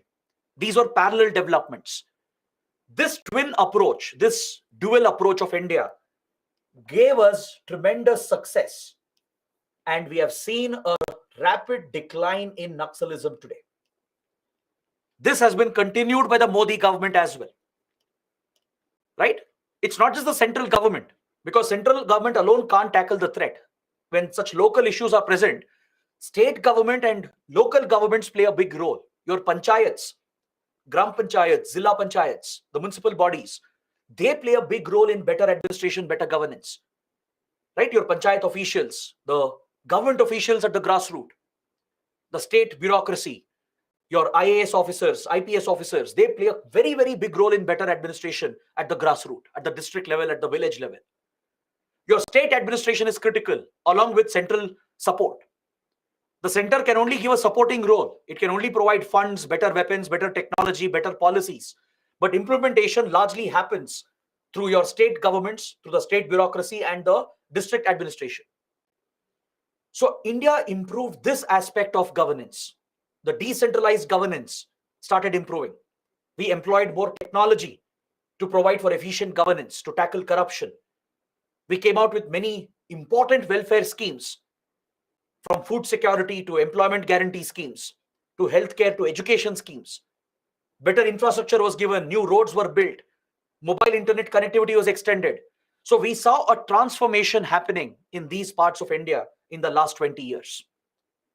So this rapid growth and development, accompanied with targeted, effective security operations, is what gave India the success. Today, we are in a much, much better position. Trust me. According to latest data from the Ministry of Home Affairs, Naxal influence has reduced. And today it is limited to hardly around 50 districts or even lesser than that. From 180 plus districts at its peak to hardly 40-50 districts today, we have seen a very big success. The Naxal stronghold exists maybe only in 10 or 15 districts, not more than that. This is the tremendous success India has seen. It was possible because of the dual approach. Along with effective security operations, we have provided for better development, better administration. Is that clear? This grassroots development, accompanied with effective security operations, is what has declined Naxal presence and influence in the country. We are on the brink of extinguishing Naxalism. We are almost there in seeing complete success. But it will not happen overnight. It will not happen in few years. It might take one more decade. With the right focus and approach, we can defeat this ideology itself and eliminate this threat from India. Understood? Blind violence will not work. Using blind security power will not work in wiping out the threat. It will only lead to violations and human rights abuses. You need a mixed strategy where you use the required security power along with your development strategy. That is what will give us success. So the last 20 years have been very successful for us, especially last 15, 16 years. So no single government can take the credit. It's a collective effort again.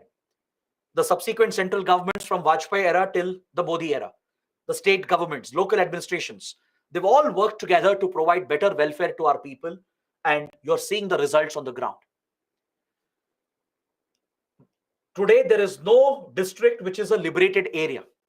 There is no such area where Naxals have full control. We have eliminated that. Maybe they have a stronghold in 10 or 15 districts, right? And maybe some influence in 40 to 50 districts, not more than that. So according to the MHA, Naxalism has declined drastically. We are on the brink of achieving success, but we shouldn't be overconfident. We shouldn't lose our focus because Naxals can revive. Don't forget what Mao Zedong said. He insisted that this is a protracted war. Maoists are always ready and prepared for a prolonged conflict. As I told you, they might take even a century, but still they're ready to fight for their ideology. That is how strong the ideology is. So to fight an ideological war like this, Even the state has to be patient. It has to be prepared for the right measures at the right time. Along with your security operations, you have to continue your better governance and development. Only then we will see complete success. So today there are few places which are in news where some Naxal attacks are still happening. From last 8 years, from 2015 till now, there have been some major attacks, especially in the last 1 year. There have been renewed attacks happening in the Naxal belt. So you should know the districts which are the most affected right now. It's important for your exam. So districts like Gachiroli in Maharashtra, in the Vidarbha Amravati belt, then Bijapur, Dantewad, Sukma, Bastar and Malkangiri. These are the hubs of Naxalism today, spread across Chhattisgarh and Odisha. Places like Dantewad, Bijapur in Chhattisgarh, Malkangiri, Bastar here in Odisha. These are the most affected places. This is where Naxals still have a stronghold. Just few months ago, there was a major attack against CRPF in Maharashtra, in the Vidarbha region, in Gachiroli district.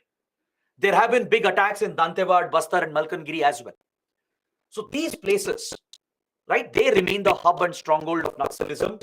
But otherwise, we have managed to effectively tackle the threat and we have contained and minimized their influence. Is that clear?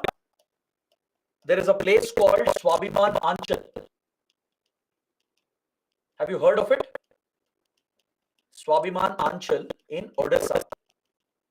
This is a classic example. It's like a case study for you. Please read more about Swabhiman Anchal. This region had become like an island due to a dam project. All right, because of the construction of a dam in Odisha, the backwaters which were created, they flooded the nearby area and this region became like an island. So it lost connectivity with the rest of the state. There were no roads or bridges that would connect Swabhiman Anchal to the rest of the parts of the state. And as a result, the people of this region, the tribal communities, they got affected by it. Their development, their welfare got compromised because of this dam project as people lost connectivity. Connectivity is crucial in today's economy. Without good roads, bridges, how will you connect such remote areas which are cut off? Right? And this region got cut off because of a dam project. So Naxals capitalized on this opportunity and Naxal influence had become very strong in Swabhiman Anchal. Is that clear? Naxals had a stronghold here. But today we have countered them. We have effectively countered their influence by improving connectivity, by providing better access. Is that clear? The state government, along with the district authorities, they have created access to Swabhiman Anchal. They have launched buses and ferry services to reach this region and connect with the region. And they have provided better welfare and development. Along with that, the security operations have curbed their influence. So we have managed to decline Naxal impact in Swabhiman Anchal of Odisha. That's a success story again. So please read more about it. It's a very good case study. All right.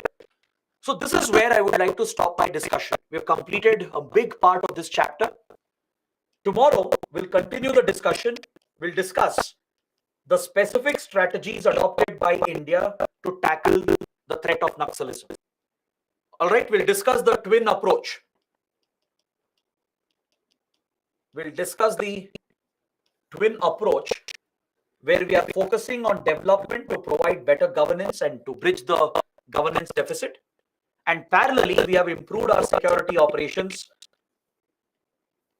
We are conducting more effective coin operations or counterinsurgency operations by generating better intelligence. Targeted operations have increased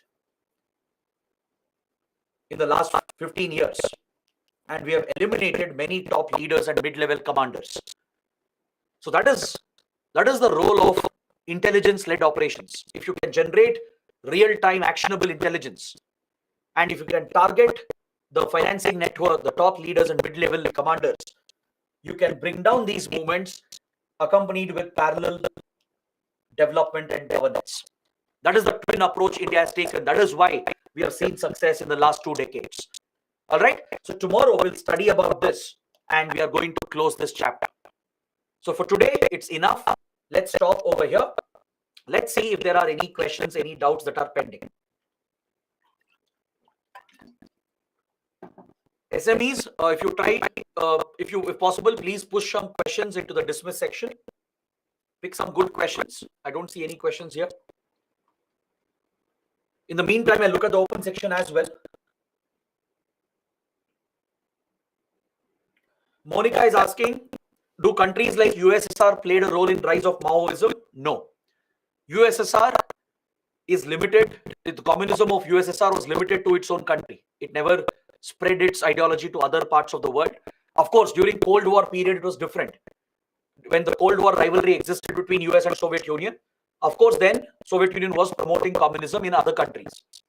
But Russia hasn't been doing that. It has largely focused on itself.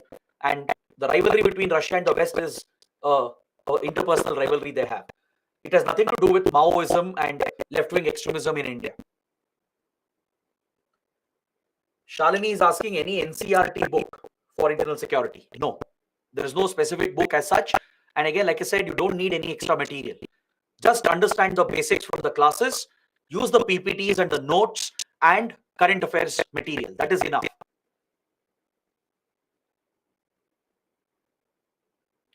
Devansh is asking, does New Zealand have any centrist party?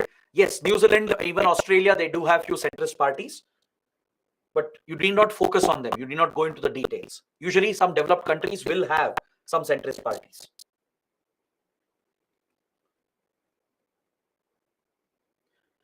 Sahil is asking, can Maoists align with other terror groups of opposite ideology? Yes, it's possible. We have seen that. There are instances where Maoists who are left-wing extremists, they are aligned with right-wing extremist groups like Lashkar-e-Toiba. Indian intelligence agencies have found evidence to show some connections between Maoists of India and Pakistan-sponsored terror groups like Lashkar. So it is possible for Maoists to form such alliances as well, even with other terror groups of opposite ideology. Is that clear? So even that is possible.